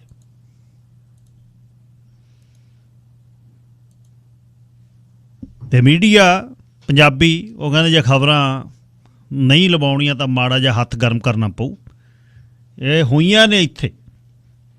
ਅਤੇ ਜਿਹੜੀ ਗੱਲ ਮੈਂ ਤੁਹਾਨੂੰ ਇਹ ਦੱਸਦਾ ਕਿ ਇਹ ਬੈਂਜਾਮਿਨ ਦੇ ਕੇਸ 'ਚ ਹੋਈ, ਹੋਮ ਸਰਵਿਸਿਜ਼ ਫਰਾਡ ਉੱਥੇ ਇੱਕ ਫਰਾਡ ਗਿਣਿਆ ਜਾਂਦਾ, ਜਿਹਦੇ ਵਿੱਚ ਕਿਸੇ ਧਿਰ 'ਚ ਬੈਠਿਆ ਹੋਇਆ ਬੰਦਾ, ਇੱਕ ਰਿਸ਼ਵਤ ਲੈਂਦਾ, ਦੂਜਾ ਰਿਸ਼ਵਤ ਲੈਂਦਾ, ਅਤੇ ਕਿਸੇ ਇੰਸਟੀਟਿਊਟ ਨੂੰ ਆਪਣੇ ਰਸੂਖ ਦੇ ਵਿੱਚ ਵਰਤ ਜਾਂਦਾ। ਛੋਟੀ ਜਿਹੀ ਇੱਕ ਗਲਤੀ ਨੇ ਇੱਕ ਘੱਟ ਗਿਣਤੀ ਦੇ ਬੰਦੇ ਨੂੰ, ਜਿਹਨੂੰ ਕਿਹਾ ਘੱਟ ਗਿਣਤੀ ਜਾਂਦਾ, ਮਿਨੋਰਿਟੀ ਕਿਹਾ ਜਾਂਦਾ, ਉਹਦਾ ਵਧੀਆ ਇੱਕ ਭਵਿੱਖ ਜਿਹੜਾ ਲੈਫਟੀਨੈਂਟ ਗਵਰਨਰ ਦੇ ਤੌਰ 'ਤੇ ਕੰਮ ਕਰ ਰਿਹਾ, ਸੈਨੇਟਰ ਦੇ ਤੌਰ 'ਤੇ ਕਰ ਰਿਹਾ, 0। ਸਰਾ ਬੂਟਾ ਸਿੰਘ ਸ਼ਾਹ ਜੀ ਦੀ ਕਹਾਣੀ ਹਾਰਡ ਬੋਲਦਾ। ਮੁਹੰਮਦ ਅਲੀ ਸਾਨੂੰ ਕਹਿਣਾ ਨਹੀਂ ਸੀ ਆਉਂਦਾ, ਉਹਨੂੰ ਝੰਡੂ ਕਹਿੰਦੇ ਅਸੀਂ। ਬਹੁਤ ਯਾਰੀ। ਐਤਵਾਰ ਨੂੰ ਸਾਰਾ ਦਿਨ ਅਸੀਂ ਖੇਤਾਂ 'ਚ ਵਸੀਮਿਆਂ 'ਤੇ ਭੱਜੇ ਫਿਰਦੇ, ਪਿੜਾਂ 'ਚੋਂ ਚੀਚ ਬੋਟੀਆਂ ਫੜਦੇ, ਮੀਂਹ ਦਾ ਪਾਣੀ ਪਿੜਾਂ 'ਚ ਖੜਦਾ, ਅਸੀਂ ਭੱਜ ਕੇ ਜਾਂਦੇ। ਅੱਜ ਝੰਡੂ ਦਾ ਚਾਚਾ ਉਹਨੂੰ ਸੱਦ ਕੇ ਲੈ ਗਿਆ, ਚਾਚਾ ਦਾਸ। ਝੰਡੂ ਨੂੰ ਉਹਨੇ ਬੁੱਕਲ 'ਚ ਲੈ ਕੇ ਤੁਰ ਗਿਆ। ਸਾਡਾ ਵੀ ਮਨ ਖਰਾਬ ਹੋ ਗਿਆ, ਝੰਡੂ ਨੂੰ ਕਿੱਧਰ ਲੈ ਗਿਆ। ਜਦ ਅਸੀਂ ਗਏ ਵਿਹੜੇ 'ਚ ਖੁਰਲੀਆਂ ਦੇ ਉੱਪਰ ਬੰਦੇ ਚੜ੍ਹੇ ਬੈਠੇ, ਉਦਾਸ ਡਰ ਜਿਹਾ। ਨਹੀਂ ਭਾਈ ਜੀ, ਅਸੀਂ ਤਾਂ ਪੱਕੀ ਸਲਾਹ ਕਰ ਲਈ ਹੁਣ। ਨੀਵੀਂ ਪਾਈ ਬੈਠੇ ਤੇਸੇ ਵਰਗੀ ਦਾੜੀ ਵਾਲੇ ਲੱਭੂ ਨਾਈ ਨੇ ਕਿਹਾ, ਨਹੀਂ ਤਾਂ ਜੀ ਸਾਨੂੰ ਕੋਈ ਮਾਰ ਜੂ ਸਰਦਾਰ ਜੀ। ਸਮੇਲ ਮਾਸ਼ੀ ਨੇ ਕਿਹਾ, ਭਾਈ ਜੀ ਤੁਸੀਂ ਸਾਨੂੰ ਅੰਬਰ 'ਤੇ ਛਕਾ ਦਿਓ ਜੇ ਸਾਨੂੰ ਬਸਦੇ ਰੱਖਣਾ। ਨੂਰ ਨਾਈ ਖੁਰਲੀ 'ਚ ਉੱਠ ਕੇ ਬੋਲਿਆ, ਪਰ ਮਤਾਬ ਪੂਰਾ ਜਵਾਨ ਤੇ ਮਤਾਬੀ ਡੱਬੀ ਵਰਗਾ ਚਾਨਣ। ਉਹ ਭੈੜਿਓ, ਅੰਮ੍ਰਿਤ ਕਿਉਂ ਛਕਾ ਦਈਏ ਤੁਹਾਨੂੰ? ਮੈਂ ਸੋਚਦਾ ਤੁਸੀਂ ਦੀਨ ਕਿਉਂ ਬਦਲੋ? ਜਦ ਤੱਕ ਸਾਡੀਆਂ ਜਾਨਾਂ ਜਿਉਂਦੀਆਂ ਤੁਹਾਡੇ ਵੱਲ ਕੋਈ ਝਾਕ ਨਹੀਂ ਸਕਦਾ। ਡਰੋ ਨਾ ਤੁਸੀਂ। ਬਾਪੂ ਖਿੱਚ ਕੇ ਕਿਹਾ।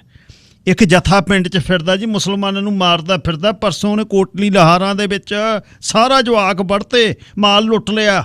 ਇੱਕ ਜਲਾਹਾ ਡਰ ਦੇ ਨਾਲ ਕੰਬਦਾ ਬੋਲਿਆ ਤਾਣੀ ਵਾਂਗੂ। ਸੋਟੀ ਦੇ ਸਾਰੇ ਮਸਾਂ ਖੜਾ ਸੀ। ਉਹਦੇ ਮਨ 'ਚ ਦੁੱਖ ਸੀ ਵੀ ਅਜ਼ਲਾਂ ਤੋਂ ਇਕੱਠੇ ਰਹਿੰਦੇ, ਆਹ ਕੀ ਹੋਇਆ? ਉਹ ਜਥਾ ਡਾਕੂਆਂ ਦਾ ਜਥਾ, ਸਿੱਖਾਂ ਦਾ ਨਹੀਂ।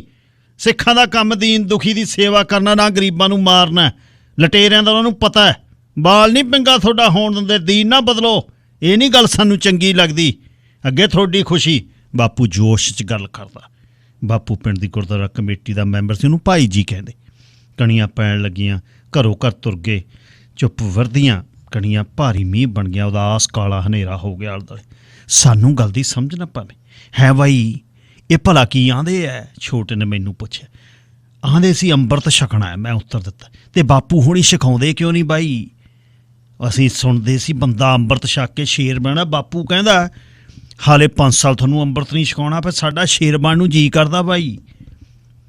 ਬੇਬੇ ਬਾਪੂ ਉਹਨਾਂ ਨੇ ਕਿਉਂ ਅੰਮ੍ਰਿਤ ਛਕਿਆ? ਛੋਟੇ ਨੇ ਮਾਂ ਨੂੰ ਪੁੱਛਿਆ। ਤੇ ਬੇਬੇ ਬਾਪੂ ਉਹਨਾਂ ਨੂੰ ਅੰਮ੍ਰਿਤ ਕਿਉਂ ਨਹੀਂ ਛਕਾਉਂਦਾ? ਹੈ ਕਿਉਂ ਵਿਚਾਰਿਆਂ ਦਾ ਦੀਨ ਛਡਾਇਆ ਜਾਵੇ? ਪਾਪ ਹੈ। ਮਾਂ ਨੇ ਗੱਲ ਨੂੰ ਗੋਲ ਗੰਢ ਬਣਾਤਾ। ਸਾਨੂੰ ਸਮਝ ਨਾ ਲੱਗੇ। ਛੋਟਾ ਬਾਹਰ ਚਲ ਗਿਆ। ਸਾਨੂੰ ਖਿਆਲ ਨਹੀਂ ਸੀ ਕਿ ਮੀਂਹ 'ਚ ਬਾਹਰ ਚਲੇ ਜਾ। ਹਨੇਰਾ ਹੋ ਗਿਆ ਤੇ ਛੋਟਾ ਭਿੱਜਿਆ ਬਾਹਰ ਹੈ ਬਾਈ। ਝੰਡੂ ਕੇ ਨਾ ਬਾਹਰ ਨੂੰ ਕੁੰਡਾ ਲੱਗਿਆ ਹੋਇਆ ਬਾਈ। ਸਾਡੇ ਘਰਾਂ 'ਚ ਕੋਈ ਜੀ ਨਹੀਂ, ਸਾਰੇ ਘਰਾਂ 'ਚ। ਉਹ ਝੰਡੂ ਨੂੰ ਵੇਖਣ ਗਿਆ ਸੀ। ਤੂੰ ਉੱਥੇ ਗਿਆ ਸੀ? ਭੈੜੇ ਮੂੰਹ ਵਾਲਿਆ, ਟਲ ਜਾ ਕਰ। ਮਾਂ ਦੀਆਂ ਅੱਖਾਂ ਸੀ ਭੱਜ ਕੇ ਪਈ। ਬੇਬੇ ਦੱਸਾਂ ਕਿੱਥੇ ਗਏ ਝੰਡੂ ਨਹੀਂ? ਫਿਰ ਛੋਟਾ ਮਾਂ ਦੇ ਗੱਲ ਨੂੰ ਚੰਬੜ ਗਿਆ। ਮਾਂ ਨੇ ਉਹਨੂੰ ਛਾਤੀ ਨਾਲ ਕੁੱਟ ਲਿਆ, ਪਿਆਰ ਨਾਲ ਠੋਡੀ ਉਸ ਉੱਪਰ ਰੱਖ ਲਈ। ਸਬਰ 'ਚ ਆ ਗਿਆ। ਕਈ ਦਿਨਾਂ ਤੋਂ ਆਂਦੇ ਸੀ ਜਾਣਾ ਮੈਂ ਮਰ ਗਈ। ਅੜਿਆ ਇਹੋ ਜਿਹਾ ਮੀਂਹ ਪਿੰਡ 'ਚ ਕਿੱਧਰ ਗਏ ਹੋਣਗੇ ਜਵਾਕ? ਨਿੱਕੇ ਨਿੱਕੇ ਨਿਆਣਿਆਂ ਨਾਲ ਨਿੰਬੜਾ ਜਿਹਾ। ਜਸਵੰਤ ਕਾਣੇ ਤੋਂ ਡਰੇ ਹੋਣੇ। ਜਸਵੰਤ ਕਾਣਾ ਬੜਾ ਚੋਰ ਸੀ, ਬੜਾ ਹੀ ਭੈੜਾ। ਸੁਣਿਆ ਕਿੰਨੇ ਮੁਸਲਮਾਨਾਂ ਦੇ ਉਹਨੇ ਗਲ ਵੱਢਤੇ। ਘਰ ਅੰਦਰ ਭੋਰਾ ਪੁੱਟਿਆ ਜਿਹਦੇ 'ਚ ਬੈਠਾ ਖੁਦ ਪਿਸਤੌਲ ਬਣਾਉਂਦਾ। ਇੱਕ ਵਾਰ ਉਹਨੇ ਸਾਂਨ ਵੀ ਕਿਰਪਾਨ ਨਾਲ ਵੱਢਤਾ ਸੀ। ਬੰਦਾ ਵੱਢਣ ਗਿਆ, ਫੋਰਾਂ ਨਾਲ ਲਾਉਂਦਾ, ਧੌਣ ਮੂਲੀ ਵਾਂਗੂ ਲਾ ਕੇ ਉਹ ਮਾਰਦਾ। ਕੋਟਲੀ ਦੇ ਮੁਸਲਮਾਨਾਂ ਨੂੰ ਮਾਰਨ ਦੇ ਵਿੱਚ ਵੀ ਇਹਦਾ ਹੱਥ ਸੀ। ਕਾਣੇ ਦੀ ਝੰਡੂਕਿਆਂ ਨਾਲ ਕੀ ਰੌਲਾ ਮਾਂ? ਮੈਂ ਪੁੱਛਿਆ ਦੁਬਾਰਾ। ਫਿਰ ਬੇਬੇ ਝੰਡੂ ਵੀ ਨਾਲ ਗਿਆ। ਹੋਰ ਸ਼ੇਰਾ ਉਹਨੇ ਪੁੱਤ ਨੂੰ ਛੱਡ ਕੇ ਜਵਾਕਾਂ ਨੂੰ ਕਿੱਥੇ ਜਾਣਾ ਸੀ, ਉਹ ਨਾਲ ਲੈ ਗਏ ਝੰਡੂ ਨੂੰ। ਤੇ ਬੇਬੇ ਮੁੜਨਗੇ ਕਦ ਉਹ? ਪੁੱਤ ਉਹਨਾਂ ਨੇ ਕਿੱਥੇ ਮੁੜਨਾ, ਖਬਰੇ ਕੀ ਰਾਜ ਰੌਲਾ ਪਿਆ। ਮਾਂ ਸਮਝਾਉਣਾ ਚਾਹੁੰਦੀ ਸੀ। ਹੋਰ ਉਦਾਸ ਹੋ ਗਏ। ਘਰ 'ਚ ਚੁੱਪ ਵਰਤੀ। ਵੱਡਾ ਭਾਈ ਵੀ ਬਾਹਰ ਚਲੇ ਗਿਆ। ਉਹਨੇ ਪਠਾਣੀ ਉੱਪਰੋਂ ਲਾ ਕੇ ਹੱਥ ਫੇਰ ਲਿਆ ਤੇ ਜਦੋਂ ਰਫਲ ਚੱਕਦਾ ਸਾਨੂੰ ਲੱਗਦਾ ਵੀ ਕੋਈ ਗੜਬੜ ਹੈ। ਬਾਪੂ ਨੇ ਛਬੀਆਂ ਤੇ ਕਿਰਪਾਨਾਂ ਖੂੰਜੇ ਰੱਖ ਲੀਆਂ। ਪਿੰਡ 'ਚ ਸਨਾਟਾ। ਕੁੱਤਾ ਵੀ ਟਿਕੀ ਰਾਤ ਭੌਂਕੇ ਡਰ ਲੱਗੇ। ਬਾਈ ਛੋਟੇ ਨੇ ਮੇਰੇ ਕੰਨ 'ਚ ਕਿਹਾ। ਹਾਂ ਮੈਨੂੰ ਵੀ ਨੀਂਦ ਸੀ। ਤੇ ਆਪਾਂ ਬਾਈ ਕਾਣੇ ਨੂੰ ਨਾ ਚਿੰਪੜੀਏ? ਛੋਟਾ ਕਹਿੰਦਾ ਕਿਉਂ? ਤੇ ਉਹਨੇ ਬਾਈ ਝੰਡੂ ਦਾ ਘਰ ਘੇਰ ਕੇ ਘੱਤਿਆ ਤੇ ਝੰਡੂ ਉਹਨੇ ਭਜਾਇਆ। ਮੈਂ ਹਾਂ 'ਚ ਹਾਂ ਕਿਹਾ। ਇਉਂ ਕਰੀਏ, ਵੱਡੇ ਕੱਛ ਵਾਲੇ ਬਾਬੇ ਨੂੰ ਕਹਿ ਕੇ ਕਾਣੇ ਦੀਆਂ ਚੱਪਣੀਆਂ ਕੰਨਾਂ ਕਟਾਈਏ। ਜਦ ਵੀ ਉੱਠਦਾ, ਅੱਧੀ ਰਾਤ ਉੱਠਦਾ ਛੋਟਾ, ਬੇਬੇ ਝੰਡੂ ਕਾਹਦਾ ਆਊਗਾ? ਸਾਡੇ ਸਾਰਾ ਦਿਨ ਘਰ ਬੰਦਿਆਂ ਦੀ ਭੀੜ। ਖੂੰਡੇ ਵਾਲਾ ਬਾਬਾ ਵਿੱਚ ਬੈਠਾ ਮਣਕਿਆਂ ਦੀ ਮਾਲਾ ਫੇਰਦਾ। ਮੇਰੀ ਬਹੁਤ ਬਣਦੀ ਸੀ ਬਾਬੇ ਨਾਲ। ਅਸੀਂ ਦੋਨੇ ਭਾਈ ਬਾਬੇ ਨੂੰ ਬਹੁਤ ਮਾਣ ਨਾਲ ਦਿੱਤੇ। ਪਿੰਡ 'ਚ ਕੋਈ ਬੰਦਾ ਚੂੰ ਚਾਂ ਕਰਦਾ, ਬਾਬਾ 3-5 ਨਾ ਕਰਦਾ। ਕਿੱਕਰ ਦਾ ਗੰਢਲ ਘੇਸਲਾ ਅਗਲੇ ਦੇ ਚੂਕਣੇ 'ਚ ਛੱਡਦਾ। ਮੁਸਲਮਾਨ ਅੜੀ ਕਰਦੇ ਅੰਬਰ ਛਕਾਇਆ ਜਾਵੇ, ਇਕੱਠ ਹੋਇਆ। ਪਰ ਨਾ ਬਾਪੂ ਤੇ ਖੂੰਡੇ ਵਾਲਾ, ਨਾ ਮੰਨੇ ਬਾਪੂ ਨਾ ਖੂੰਡੇ ਵਾਲਾ। ਦੀਨ ਬਦਲਣ 'ਚ ਕੀ ਹੈ? ਆਹ 4 ਦਿਨਾਂ ਦੀ ਭੜਥੜੀਆ ਟਿਕ ਜੂ। ਤੁਸੀਂ ਮੌਜ ਨਾਲ ਸੁੱਤੇ ਰਹੋ ਜਦ ਤੱਕ ਅਸੀਂ ਬੈਠੇ ਹਾਂ। ਖੂੰਡੇ ਵਾਲੇ ਬਾਬੇ ਨੇ ਘੁੰਮ ਕੇ ਤੇ ਖੂੰਡਾ ਧਰਤੀ 'ਤੇ ਰੱਖ ਕੇ ਪਰਲੇ ਪਾਸੇ ਨੂੰ ਹੋ ਕੇ ਕਸ਼ਹਿਰੇ ਦੇ ਪਿੱਛੋਂ ਬਲ ਕੈਰ ਕੇ ਮੂਹਰੇ ਨੂੰ ਲੈ ਕੇ ਆਉਂਦੇ। ਬਾਬੇ ਦੀਆਂ ਸਧਵਾਈ ਵਰਗੀਆਂ ਲੱਤਾਂ ਤੇ ਪੱਟ ਤੇ ਖੂੰਡਾ ਤੇ ਉਹਦੇ ਮੌਰ ਤੇ ਢਿੱਡ ਤੇ ਲਾਲੀ ਮੈਨੂੰ ਮੈਂ ਲੱਗੇ ਵੇ ਬਾਈ ਬਾਬੇ ਵਰਗਾ ਬਣਨਾ ਚਾਹੀਦਾ। ਤੇ ਬਾਬਾ ਜੀ ਜੇ ਤੁਸੀਂ ਅੰਮ੍ਰਿਤ ਛਕਾ ਦੋ ਭਲਾ ਤੁਹਾਡਾ ਕੀ ਘਟਦਾ ਹੈ? ਦਿਨ ਤੋਂ ਅੱਖੀਆਂ ਮੁੱਛਾਂ ਵਾਲੇ ਨੇ ਕਿਹਾ। ਉਹਦੇ ਦੰਦ ਨਿਕਲੇ ਤੇ ਮੂੰਹ ਵਾਲੇ ਵਰਗੇ, ਜਿਸ ਕਰਕੇ ਗੱਲ ਦੀ ਸਮਝ ਨਹੀਂ ਸੀ ਲੈਣੀ। ਉਹ ਸਾਡਾ ਨਹੀਂ ਘਟਦਾ ਕੁਛ, ਪਰ ਦੀਨ ਬਦਲਣਾ ਮਾੜਾ ਹੈ। ਸਾਰਾ ਦਿਨ ਰਗੜਾ ਪੈਂਦਾ ਰਿਹਾ। ਉਹ ਤੁਹਾਨੂੰ ਤੱਤੀ ਨਹੀਂ ਵਾਲ ਲੱਗਣ ਦੇ, ਤੁਸੀਂ ਅੰਮ੍ਰਿਤਪਾਨ ਕਰਨ ਵਾਸਤੇ ਨਾ ਕਹੋ, ਸਾਥੋਂ ਨਹੀਂ ਦੁੱਖ ਝੱਲਿਆ ਜਾਂਦਾ, ਬਾਬੇ ਨੇ ਉੱਠਦਿਆਂ ਕਿਹਾ। ਉਹਦੀਆਂ ਥੰਮ ਵਰਗੀਆਂ ਲੱਤਾਂ ਚਮਕਦੀਆਂ, ਸਰੋਂ ਦਾ ਤੇਲ ਹੌਲੀ ਹੌਲੀ ਤੁਰਿਆ ਜਾਵੇ, ਹੱਥਾਂ 'ਚ ਮਾਲਾ। ਸਾਰਿਆਂ ਨੂੰ ਕਹਿ ਕੇ ਗਿਆ ਫਿਕਰ ਨਾ ਕਰੋ। ਸਾਰੇ ਸਾਡੇ ਘਰ ਇਕੱਠੇ ਹੋ ਗਏ। ਜੀਵਨ ਰੁਕ ਗਿਆ, ਰੂਹ ਪਿੰਜਰੇ 'ਚ ਬੰਦ ਹੋ ਗਈ। ਮੈਨੂੰ ਝੰਡੂ ਨਾ ਲੱਭੇ। ਰਾਤ ਸ਼ਰਾਰਤ ਹੋ ਗਈ। ਕਾਣੇ ਨੇ ਤੇਲੀਆਂ ਦੀ ਕੁੜੀ ਜ਼ੋਰੋ ਜ਼ੋਰੀ ਚੁੱਕਣ ਦੀ ਕੋਸ਼ਿਸ਼ ਕੀਤੀ। ਤੇਲੀਆਂ ਨੇ ਰੌਲਾ ਪਾਤਾ। ਕਾਣੇ ਪਾਸ ਤੋੜੇਦਾਰ ਬੰਦੂਕ ਦੀ। ਜਸਵੰਤ ਕਾਣੇ ਨੇ ਮਾੜੀ ਕੀਤੀ, ਨਾਲ ਚਿਲਕਦੀ ਕੁਰਬਾਨ। ਰੌਲਾ ਪੈ ਗਿਆ, ਟਿਲ ਗਈ ਗੱਲ। ਹਿਲਦੀ ਹਿਲਦੀ ਖੂੰਡੇ ਵਾਲੇ ਬਾਬੇ ਤੇ ਦਰਾਂ ਮੂਹਰੇ ਚਲ ਗਈ। ਪਿੰਡ ਇਕੱਠਾ ਹੋ ਗਿਆ। ਮੂੰਹ ਨੇਰੇ ਸਾਡੇ ਘਰ ਸਾਰਾ ਇਕੱਠ ਆ ਗਿਆ। ਬਾਪੂ ਘੁਸਰ ਮੁਸਰ ਕਰਦਾ। ਬਾਬਾ ਮੂਹਰੇ ਤੁਰ ਪਿਆ। ਪਿੰਡ ਕਚਾ ਬਾਹਰ ਨਿਕਲੋ ਵੱਡਿਆ ਸੂਰਮਿਆਂ ਉੱਚੀ ਦੇ ਕੇ ਬਾਬੇ ਨੇ ਜਦ ਕਿਹਾ, ਤੇ ਜਾਤੂ ਕਾਣੇ ਦੇ ਤਖਤ ਤੇ ਥੜੈਕ ਦੇ ਕੇ ਮਾਰਿਆ। ਖੜਕਾ ਹੋਇਆ। ਬਾਬੇ ਦੀ ਆਵਾਜ਼ ਬੱਦਲ ਵਾਂਗੂ ਬੋਲੀ, ਜਿਵੇਂ ਦੋ ਪਿੰਡਾਂ 'ਚ ਸੁਣੀ ਹੋਵੇ। ਬਾਪੂ ਨੇ ਥੋੜਾ ਕੰਨੀ ਕਿਹਾ, ਬਾਪੂ ਬਾਬਾ ਥੋੜਾ ਸਹਿਜ ਮਤੇ ਨਾਲ। ਉਹ ਗੱਲ ਨਹੀਂ ਸੀ ਵਧਾਉਣੀ ਦਾ। ਸੂਰਮਿਆਂ, ਬਾਬੇ ਨੇ ਫੇਰ ਕਿਹਾ। ਬਾਬੇ ਦੀ ਦਾੜੀ ਨੂੰ ਹੱਥ ਪਾ ਕੇ ਭੋਰੇ 'ਚ ਲੱਗਿਆ, ਬਾਹਰ ਨਿਕਲ ਦੇਖਾਂ ਤੇਰੀਆਂ ਬੰਦੂਕਾਂ। ਇੰਨਾ ਬਾਬਾ ਲਾਲ ਕਦੇ ਨਹੀਂ ਸੀ ਦੇਖਿਆ। ਪਿੰਡ ਦੇ ਵਿੱਚ ਤੇਲੀਆਂ ਦੀ ਜਵਾਕੜੀ ਨੂੰ ਹੱਥ ਪਾਇਆ।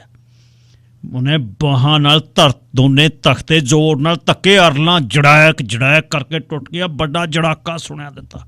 ਬਾਬਾ ਸ਼ਾਂਤੀ ਪਿੱਛੋਂ ਬੋਲਿਆ, ਸਹਿਜ ਮਤ ਨਾਲ ਬਾਬਾ ਜੀ, ਗਲਤੀ ਬਖਸ਼ ਦਿਓ। ਉਹ ਜਾਣੇ ਫੇਰ ਵੀ ਭਰਾ, ਇਦੋਂ ਮੁੜ ਕੇ ਨਹੀਂ ਗਲਤੀ ਕਰਦਾ। ਕਈ ਨਾਲ ਦੇ ਕਾਣੇ ਨੂੰ ਬਲਦੇ ਹੋ ਗਏ। ਜਦ ਬਾਬੇ ਨੇ ਮੌਰ ਸਿੱਧਿਆਂ ਤੇ ਗਰਦਨ ਪਿੱਛੇ ਨੂੰ ਘੁਮਾ ਕੇ ਦੇਖੀ, ਲੋਕਾਂ 'ਚ ਸਾਨੂੰ ਐਂ ਲੱਗਿਆ ਕਿ ਬਣਿਆ ਕੋਈ ਵੱਡਾ ਦਾਨਵ ਮਨੁੱਖ, ਜਿਹੜਾ ਪਿੱਛੇ ਨੂੰ ਝਾਕਿਆ ਤਾਂ ਪਿੱਛੇ ਨੀਵੀਆਂ ਪੈ ਗਿਆ। ਉਹ ਧੀ ਧੁਆਣੀ ਨੂੰ ਹੱਥ ਪਾਵੇ, ਤੁਸੀਂ ਕਿਹੜੇ ਖਾਲਸੇ ਹੋ? ਤੁਸੀਂ ਨਾਲ ਮੈਨੂੰ ਕਹੀ ਜਾਂਦੇ ਹੌਲੀ ਹੌਲੀ। ਬਾਬੇ ਦੇ ਧੱਕੇ ਤਖਤ ਤੇ ਕੰਧਾਂ ਨਾਲ ਲੜ ਕੇ ਮੁੜ ਕੇ ਫੇਰ ਆਏ। ਬਾਬੇ ਨੇ ਫੇਰ ਤਖਤਿਆਂ ਨੂੰ ਹੱਥ ਪਾ ਲਿਆ। ਬਾਬੇ ਦੀਆਂ ਬਾਹਾਂ ਲੋਕ ਫੜਨ ਬੇਰੰਗੂ ਝਾੜ ਕੇ ਪਰਾਂ ਮਾਰੇ। ਤਖਤਿਆਂ ਨਾਲ ਟੱਕਰ ਜਾ ਰਹੀ। ਤਖਤਿਆਂ ਦੇ ਨੂੰ ਬਾਲੇ ਦੀ ਟੱਕਰ ਨੇ ਬਹੁਤ ਮਜ਼ਬੂਤ ਕੀਤਾ ਹੋਇਆ ਸੀ। ਫੇਰ ਜਦ ਚੂਲਾਂ ਦੀਆਂ ਜ਼ੋਰ ਦੇ ਨਾਲ ਮਾਰਨ ਦਾ ਯਤਨ ਕੀਤਾ, ਚੂਲਾਂ ਦੀ ਪੱਤੀ ਕੰਧਾਂ 'ਚੋਂ ਨਿਕਲੀ। ਤਖਤੇ ਵਿਹੜੇ 'ਚ ਦਰਖਤ ਵਾਂਗੂ ਇਉਂ ਡਿੱਗੇ ਜਿਵੇਂ ਬਰੋਟਾ ਡਿੱਗਦਾ ਹੁੰਦਾ ਤੂਫਾਨ ਨਾਲ। ਕਾਣੇ ਦੀ ਬਹੂ ਹੱਥ ਜੋੜੀ ਖੜੀ ਸੀ। ਧੀਏ ਕੱਢ ਬਾਹਰ ਸੂਰਮੇ ਨੂੰ। ਬਾਬਾ ਗੁੱਸੇ ਨਾਲ ਬਾਬੇ ਤੋਂ ਬੋਲਿਆ ਨਹੀਂ ਸੀ ਜਾ ਰਿਹਾ। ਇੰਨਾ ਗੁੱਸਾ, ਇੰਨੀ ਜਾਨ, ਤਖਤੇ ਹੀ ਚੂਲਾਂ 'ਚੋਂ ਕੱਢ ਕੇ ਬਾਹਰ ਮਾਰੇ। ਬਾਬਾ ਜੀ ਉਹ ਤਾਂ ਕੰਧ ਟੱਪ ਗਿਆ, ਬਹੂ ਦੀ ਆਵਾਜ਼ ਸੀ। ਬਾਬੇ ਦੀ ਦਾੜੀ ਪੱਟ ਕੇ ਭੱਜ ਗਿਆ। ਬਾਬਾ ਰੱਬ ਜਿੱਡੀ ਆਵਾਜ਼ 'ਚ ਬੋਲਿਆ। ਗੁੱਸੇ ਨਾਲ ਬਾਹਾਂ ਉੱਪਰ ਕਰਕੇ ਵਿਹੜੇ 'ਚ ਅੱਡੀ ਤੇ ਇਉਂ ਘੁੱਕਿਆ ਜਿਵੇਂ ਧਰਤੀ ਥੱਲਿਓਂ ਕੱਢ ਪਾੜ ਜੂ।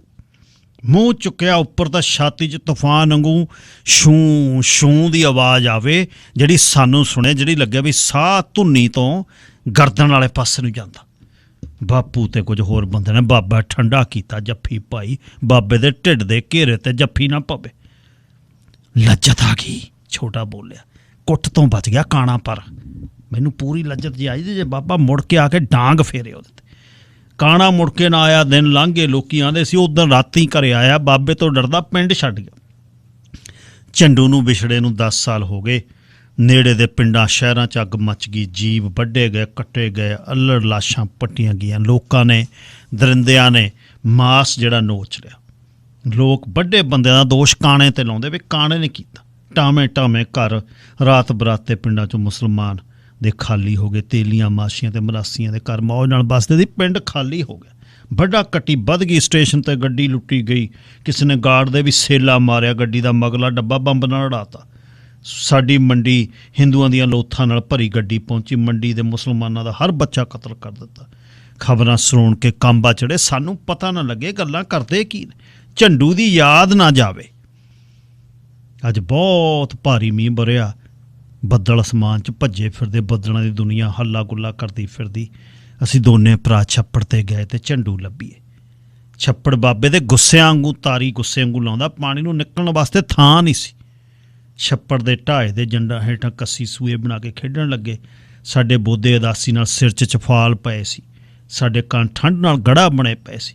ਬਾਈ ਝੰਡੂ, ਛੋਟੇ ਨੇ ਇੱਕਦਮ ਮੇਰਾ ਧਿਆਨ ਖਿੱਚਿਆ। ਝੰਡੂ ਦੇ ਨਾਂ 'ਤੇ ਮੇਰੀ ਜਾਨ ਨੂੰ ਕੰਬ ਚੜ੍ਹ ਗਿਆ। ਝੰਡੂ ਨਹੀਂ ਸੀ, ਝੰਡੂ ਵਰਗਾ ਹੋਰ ਸੀਗੇ। 4 ਬੱਚੇ, ਮਟਿਆਰਾਂ, ਇੱਕ ਬੁੱਢੀ, ਬੁੱਢਾ, 2 ਗੱਭਰੂ। ਉਹਨਾਂ ਦੇ ਕੱਛਾਂ ਹੇਠ ਗਠੜੀਆਂ, ਨੰਗੇ ਪੈਰੀ ਮੀਂਹ ਨਾਲ ਭੱਜੇ ਜਾ ਰਹੇ ਸੀ। ਕੁੜੀਆਂ ਨੇ ਸਲਵਾਰਾਂ ਟੁੰਗੀਆਂ ਸੀ। ਬੁੱਢੇ ਤੇ ਬੁੱਢੀ ਦਾ ਸਾਹ। ਝੰਡੂ ਵਰਗੇ ਮੁੰਡਾ ਸਾਡੇ ਵੱਲ ਝਾਕਦਾ।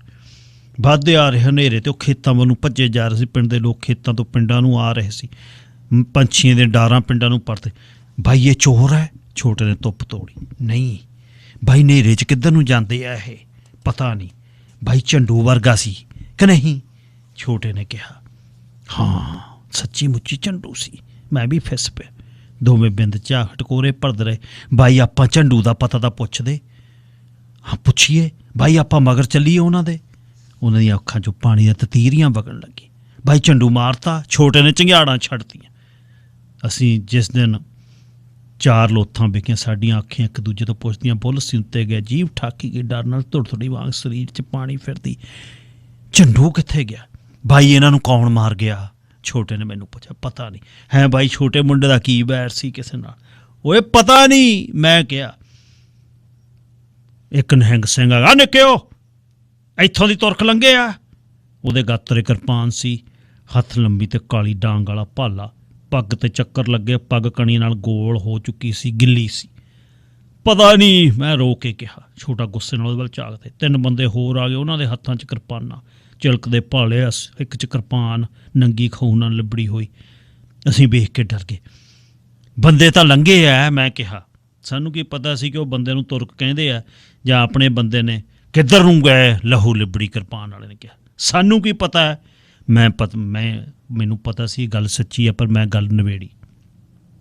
ਉਹ ਇਹ ਵੀ ਤੁਰਕਾਂ ਦੇ ਸਪੋਲੀਏ ਨੇ, ਵੱਢੋ ਇਹਨਾਂ ਦੇ ਗਾਟੇ। ਟੁੱਟੀ ਜੀ ਟਾਇਰ ਵਾਲੇ ਚੜੇ ਖਾਂਗੂ ਜੇ ਬੁੜੇ ਨੇ ਕਿਹਾ। ਵੇਖੋ ਖਾਂ ਇਹਨਾਂ ਦੇ ਬੰਦੇ ਕਿੱਥੇ ਨੇ? ਕਾਲੇ ਭਾਲੇ ਵਾਲੇ ਨੇ ਕਿਹਾ। ਹਨੇਰਾ ਵੱਧ ਗਿਆ, ਅਸੀਂ ਸੁਣ ਗਏ, ਸਾਡੀਆਂ ਚੀਕਾਂ ਨਿਕਲ ਗਈਆਂ।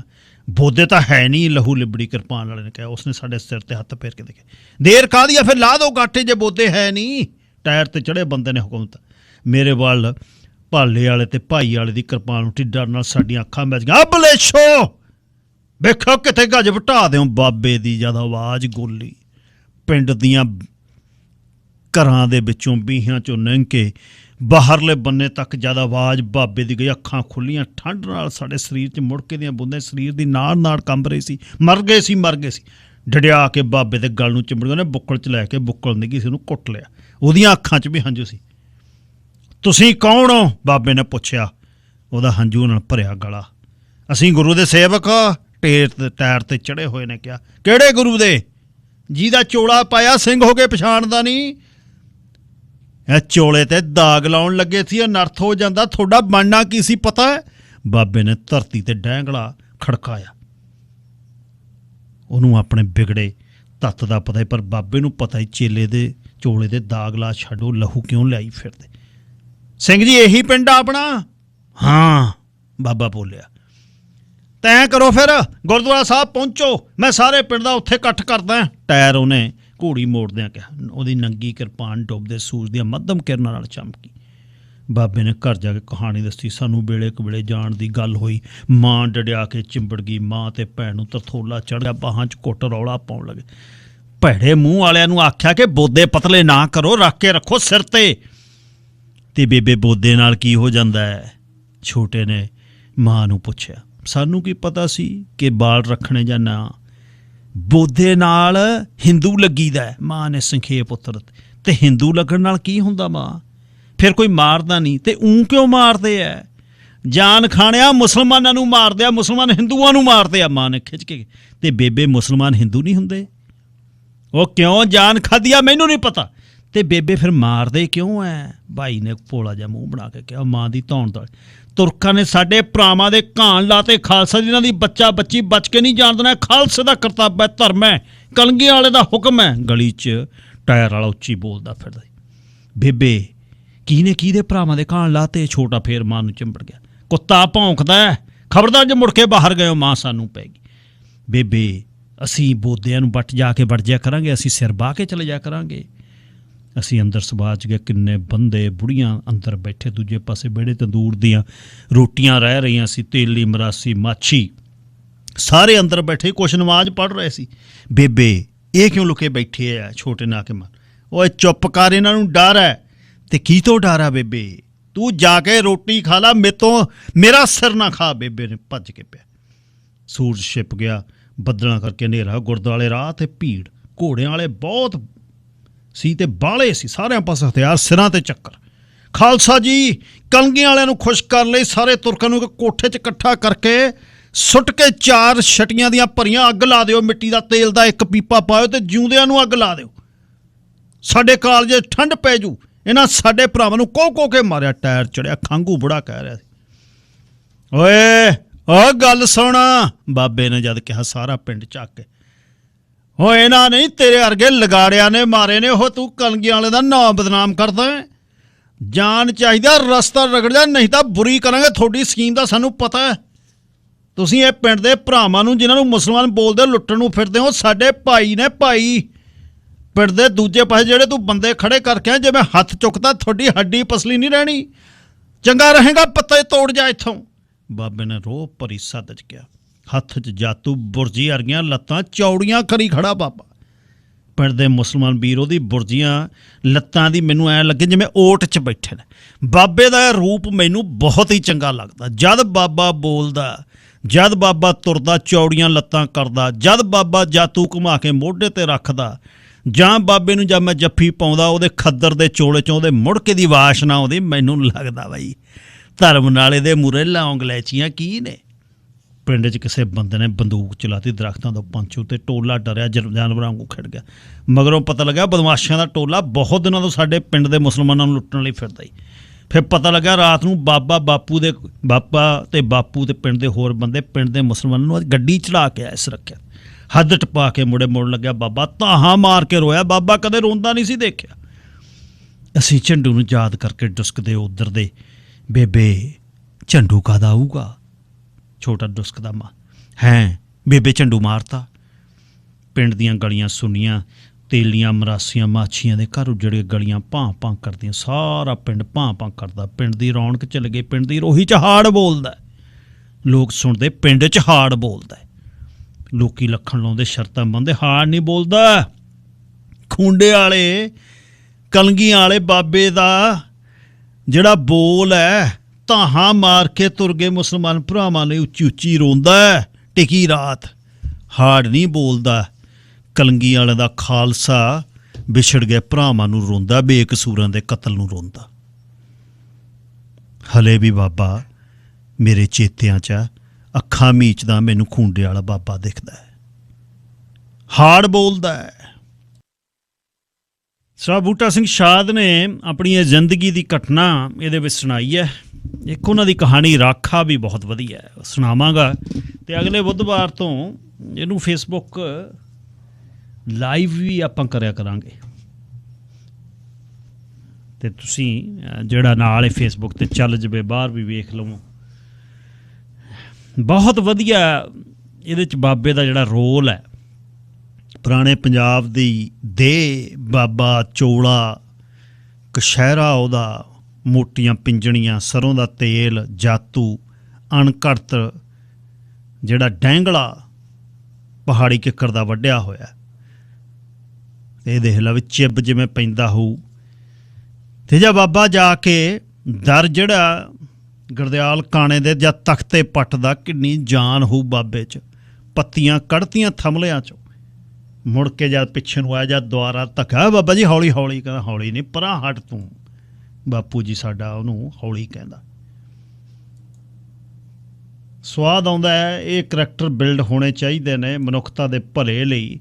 ਜਿੱਥੇ ਧੱਕਾ ਹੁੰਦਾ ਉੱਥੇ ਪੈਰ ਗੱਡਣਾ ਚਾਹੀਦਾ, ਚਾਹੇ ਨਿੱਜੀ ਕੋਈ ਗੱਲ ਹੋਵੇ ਨਾ ਹੋਵੇ। ਚੱਲ ਹੋਊ ਵਾਲੀ ਗੱਲ ਮਾਰਦੀ ਆ ਸਾਨੂੰ ਵੀ ਸਾਡਾ ਕੀ ਇਹ 'ਚ ਲੇਖਾ ਲਾਕਾ ਦੇਖਾ, ਕਾਹਨੂੰ ਦੁਸ਼ਮਣੀ ਖੇਡਦਾ। ਇਹ ਨਹੀਂ ਹੋਣੀ ਚਾਹੀਦੀ ਗੱਲ। ਅੱਜ ਇਸ ਖਾਲਸ, ਕੱਲ੍ਹ ਨੂੰ ਆ ਖੈਰ ਇੱਕ ਵਿਸਾਖੀ, ਪਰ ਅੱਜ ਕਿਉਂਕਿ ਕੱਲ੍ਹ ਨੂੰ ਕਹਾਣੀ ਨਹੀਂ, ਮੈਂ ਇਹਨੂੰ ਸੁਣਾਉਣੀ ਚਾਹੁੰਦਾ ਸੀ। ਆਸ ਆ ਪਸੰਦ ਹੋਊ ਤੁਹਾਨੂੰ। ਸਰ ਜਸਵੀਰ ਸਿੰਘ ਜੀ, ਤੁਸੀਂ ਏਅਰ 'ਤੇ ਹੋ। ਸਰਦਾਰ ਜੀ ਧੰਨਵਾਦ ਤੁਹਾਡਾ। ਮੈਂ ਸਿਫਤ ਨਹੀਂ ਕਰਦਾ, ਵੈਸੇ ਤੁਸੀਂ ਗੁਰੂ ਨੇ ਤੁਹਾਨੂੰ ਇੱਕ ਕਲਾ ਦਿੱਤੀ ਹੈ ਤੁਸੀਂ ਹਰ ਕਰੈਕਟਰ ਨੂੰ ਜਿਹੜੇ ਢੰਗ ਨਾਲ ਬਿਆਨ ਕਰਦੇ ਹੋ, ਉਹਦੇ ਨਾਲ ਤੁਸੀਂ ਇਹ ਕਹਾਣੀ ਪਹਿਲਾਂ ਵੀ ਸੁਣਾਈ ਸੀ, ਜੋ ਤੁਸੀਂ ਦੁਬਾਰਾ ਸੁਣਾਉਂਦੇ ਹੋ ਨਾ, ਉਹ ਝੁਣਝੁਣੀ ਜੀ ਪੈਦਾ ਕਰਦੀ ਆ ਔਰ ਉਦਾਸੀ ਕਈ ਵਾਰੀ ਮਨੁੱਖਤਾ ਦੇ ਖਿਲਾਫ ਵਰਤਾਰੇ ਨੂੰ ਸੁਣ ਕੇ ਨਾ ਮਨ ਪਸੀਜ ਜਾਂਦਾ ਹੈ। ਤੁਹਾਡੀ ਇਸ ਕਲਾ ਨੂੰ ਗੁਰੂ ਹੋਰ ਚਾਰ ਚੰਨ ਲਾਵੇ। ਗੁਰੂ ਪਾਤਸ਼ਾਹ ਇੱਕ ਹੁਕਮ ਕਰਦੇ ਨੇ, ਬੋਲ ਸੋ ਧਰਮੜੀਆ ਮੋਨ ਕਤ ਧਾਰੀ ਰਾਮ। ਅਗਰ ਸਾਡੇ ਵਿੱਚ ਕੋਈ ਵੀ ਚੀਜ਼ ਦਾ ਗੁਣ ਹੁੰਦਾ ਹੈ ਔਰ ਮਨੁੱਖਤਾ ਪ੍ਰਤੀ ਨਫ਼ਰਤ ਕੋਈ ਕਰਦਾ, ਸਾਨੂੰ ਬੋਲਣਾ ਚਾਹੀਦਾ ਹੈ ਜੀ, ਚਾਹੇ ਉਹ ਬੋਲਾਂ ਨੂੰ ਕੋਈ ਸੁਣੇ ਜਾਂ ਨਾ ਸੁਣੇ। ਅੱਜ ਵੀ ਇਹ ਕਰੈਕਟਰ ਹਾਜ਼ਰ ਨੇ, ਜਿਵੇਂ ਤੁਸੀਂ ਸੁਣਾਇਆ ਬਈ ਚੋਲੇ ਪਾ ਕੇ ਤੇ ਗੁਰੂ ਦੇ ਨਾਂ ਤੇ ਗੱਲ ਕਰਦੇ ਨੇ, ਅੱਜ ਵੀ ਕਰੈਕਟਰ ਹਾਜ਼ਰ ਨੇ ਕਿ ਗੁਰੂ ਦੇ ਨਾਂ ਤੇ ਪ੍ਰਕਾਸ਼ ਕਰਕੇ ਦਾੜਾ ਗਾਤਰੇ ਪਾ ਕੇ ਦੂਸਰੇ ਵਿਅਕਤੀਆਂ ਨੂੰ ਮਤਲਬ ਚਾਹੇ ਉਹਨਾਂ ਨੇ ਦੂਸਰੇ ਨੇ ਵੀ ਗਾਤਰਾ ਪਾਇਆ ਹੋਵੇ ਜਾਂ ਮੇਰੇ ਵਰਗੇ ਨੇ ਦਾੜੀ ਬੰਨ ਲਈ ਹੋਵੇ ਤਾਂ ਉਹਨੂੰ ਕਹਿਣਗੇ ਸਿੱਖੀ ਹੈ ਨਹੀਂ, ਨਫ਼ਰਤ ਰੱਖਦੇ ਨੇ। ਜਿਹੜੇ ਕਰੈਕਟਰ ਨੇ ਨਾ, ਇਹਨੂੰ ਸਮਝਣ ਦੀ ਖਾਤਰ ਸਾਨੂੰ ਗੁਰੂ ਤੋਂ ਸੇਧ ਲੈਣ ਦੀ ਲੋੜ ਆ। ਅਸੀਂ ਮਨੁੱਖਾਂ ਪਿੱਛੇ ਲੱਗੇ ਆ। ਧੰਨਵਾਦ ਤੁਹਾਡਾ।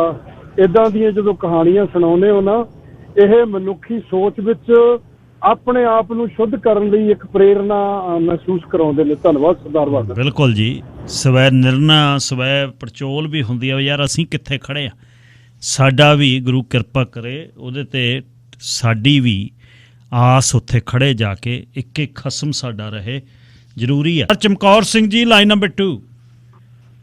ਗਿੱਲ ਸਾਹਿਬ ਜੀ, ਸਤਿ ਸ੍ਰੀ ਅਕਾਲ। ਸਤਿ ਸ੍ਰੀ ਅਕਾਲ ਜੀ। ਵਾਹਿਗੁਰੂ ਜੀ ਕਾ ਖਾਲਸਾ, ਵਾਹਿਗੁਰੂ ਜੀ ਕਾ ਖਾਲਸਾ, ਵਾਹਿਗੁਰੂ ਜੀ ਫਤਿਹ ਜੀ। ਭਾਈ ਸਾਹਿਬ ਜੀ, ਮੈਂ ਨਾ ਲਿਟਰੇਚਰ ਦੇ ਨਾਲ 1.5 ਦਹਾਕਾ ਜੁੜੇ ਰਿਹਾ ਆਸਟ੍ਰੇਲੀਆ ਦੇ ਵਿੱਚ। ਅੱਛਾ ਜੀ।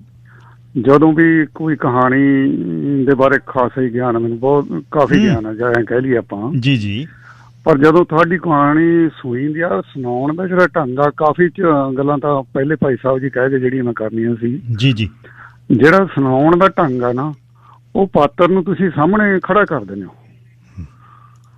ਸਵਾਦ ਹੀ ਆ ਜਾਂਦਾ ਗੱਲ ਸੁਣਨ ਦਾ ਤੇ ਗੱਲ ਕਰਨ ਦਾ, ਤੇ ਉਸ ਨੂੰ ਵਿਅੰਗ, ਉਸ ਨੂੰ ਉਸੇ ਤਰੀਕੇ ਨਾਲ ਕਹਿ ਦੇਣਾ, ਚਾਹੇ ਉਹ ਮਤਲਬ ਗਮੀ ਵਾਲਾ ਹੋਵੇ, ਚਾਹੇ ਖੁਸ਼ੀ ਵਾਲਾ ਹੋਵੇ, ਚਾਹੇ ਕਿਸੇ ਵੀ ਆਪਣੇ ਮਤਲਬ ਕਰੈਕਟਰ ਦਾ ਹੋਵੇ, ਉਸਦਾ ਪਾਤਰ ਦਾ, ਬਹੁਤ ਹੀ ਕਮਾਲ ਕਰ ਦਿੰਦੇ ਹੋ। ਧੰਨਵਾਦ ਜੀ। ਮੈਂ ਬੜਾ ਕਾਇਲ ਹਾਂ ਤੁਹਾਡੇ ਇਸ ਕਹਾਣੀ ਦੇ ਸੁਣਾਉਣ ਦੇ ਢੰਗ ਦੇ ਉੱਤੇ। ਧੰਨਵਾਦ ਸਰਾਰ ਜੀ, ਬਹੁਤ ਬਹੁਤ।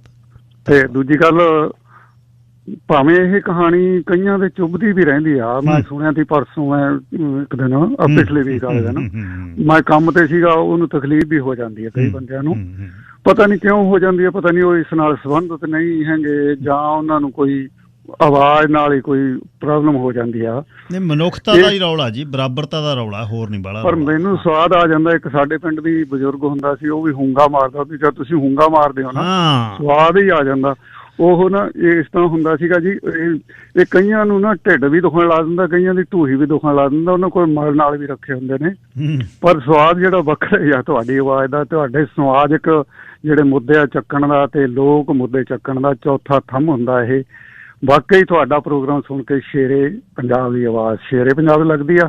ਕਈ ਵਾਰੀ ਤਾਂ ਗਿੱਦੜ ਹੂਕਣ ਲੱਗ ਜਾਂਦੇ ਨੇ, ਉਹਨਾਂ ਦੇ ਮਗਰ ਵੀ ਗਿੱਦੜ ਹੂਕਦੇ। ਅਸੀਂ ਦੇਖਿਆ ਨਿੱਕੇ ਹੁੰਦਿਆਂ ਨੇ, ਜਦੋਂ ਕਮਾਦਾਂ ਦੇ ਵਿੱਚ ਆਪਾਂ ਇੱਕ ਕਹਿ ਦਿੰਦੇ, ਉਹਦੇ ਵਿੱਚ ਗਿੱਦੜ ਹੂਕਦੇ ਹੁੰਦੇ ਸੀ।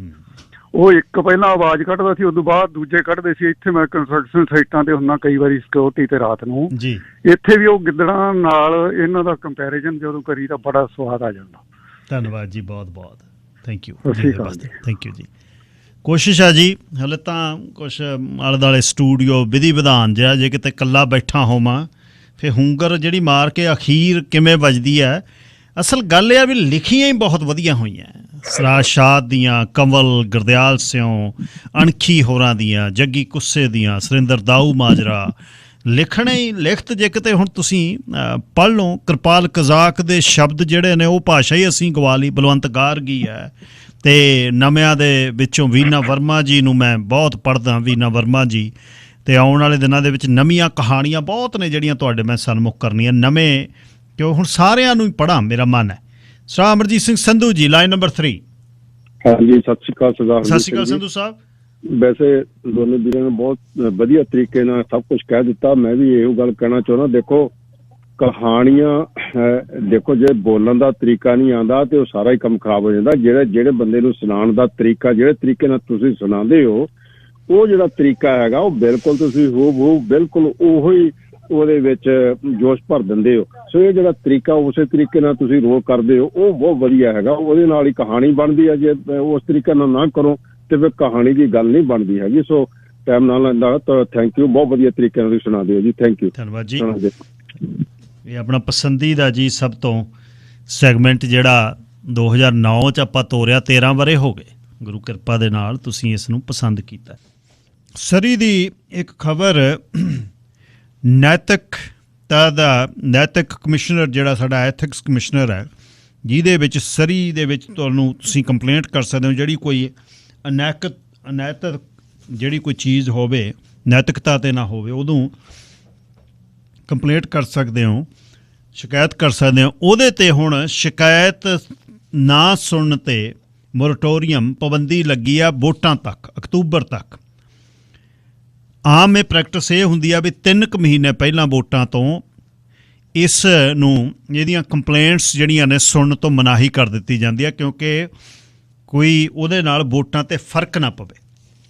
ਪਰ 6 ਮਹੀਨੇ ਪਹਿਲਾਂ ਇਹ ਜਿਹੜਾ ਸਰੀ 'ਚ ਹੋਇਆ, ਸੇਫ ਸਰੀ ਕੋਲੀਸ਼ਨ ਨੇ ਇਹ ਮੁੱਦਾ ਲਿਆ ਕੇ, ਬਿੱਲ ਜਿਹੜੀ ਲਿਆ ਕੇ ਮੂਵ, ਉਹਦੇ 'ਤੇ ਵੋਟਾਂ ਪਾਈਆਂ। 5 ਨੇ ਹੱਕ 'ਚ, 4 ਜਿਹੜੇ ਕੌਂਸਲਰ ਨੇ, 5ਵਾਂ ਮੇਅਰ ਮੁਕੱਲਮ ਨੇ, ਕਿ ਐਥਿਕ ਕਮਿਸ਼ਨਰ ਹੁਣ ਕੰਪਲੇਂਟਸ ਨਹੀਂ ਸੁਣ ਸਕਦਾ ਵੋਟਾਂ ਤੱਕ। ਬੇਸਿਕਲੀ ਆਮ ਹੁੰਦਾ ਕਿ 3 ਮਹੀਨੇ ਇਹ ਹੁੰਦਾ। ਇਹਦੇ 'ਚ ਕਹਾਣੀ ਇਹਨੂੰ ਕੀਤਾ ਤਾਂ ਸੈੱਟ ਇਹ ਆ, ਰੂਲ ਇਹ ਤਾਂ ਬਣਾਇਆ ਹੋਇਆ ਵੀ ਕਿਸੇ ਵੀ ਪਾਰਟੀ ਦੀ ਮਦਦ ਕਰਨ ਦੇ ਲਈ ਵਿਰੋਧੀ ਧਿਰ ਕੋਈ ਕੰਪਲੇਂਟਸ ਤਾਂ ਇਹੋ ਜਿਹੀਆਂ ਨਾ ਕਰ ਦੇਵੇ ਜਿਹਦੇ ਨਾਲ ਵੋਟਾਂ 'ਚ ਫਰਕ ਪਵੇ। 3 ਕੁ ਮਹੀਨੇ ਪਹਿਲਾਂ ਇਹ ਮੋਰਟੋਰੀਅਮ ਲੱਗਦੇ ਨੇ, 6 ਮਹੀਨੇ ਜਿਹੜੇ ਨੇ ਪਹਿਲਾਂ ਇਹ ਹੁਣ ਲੱਗਿਆ ਸਰੀ ਦੇ ਵਿੱਚ। ਸੋ ਐਥਿਕ ਕਮਿਸ਼ਨਰ ਹੁਣ ਤੁਹਾਡੀਆਂ ਕੁਛ ਇਹੋ ਜਿਹਾ ਜਿਹੜਾ ਤੁਸੀਂ ਵੇਖੋ, ਉਹਦੀ ਜਿਹੜੀ ਆ ਤੁਸੀਂ ਸ਼ਿਕਾਇਤ ਤੁਸੀਂ ਸੁਣ ਨਹੀਂ ਸਕਦੇ। ਸਰ ਜਗਦੀਪ ਸਿੰਘ ਬਰਾੜ ਵਿਨੀਪੈਗ ਤੋਂ। ਬਰਾੜ ਸਾਹਿਬ,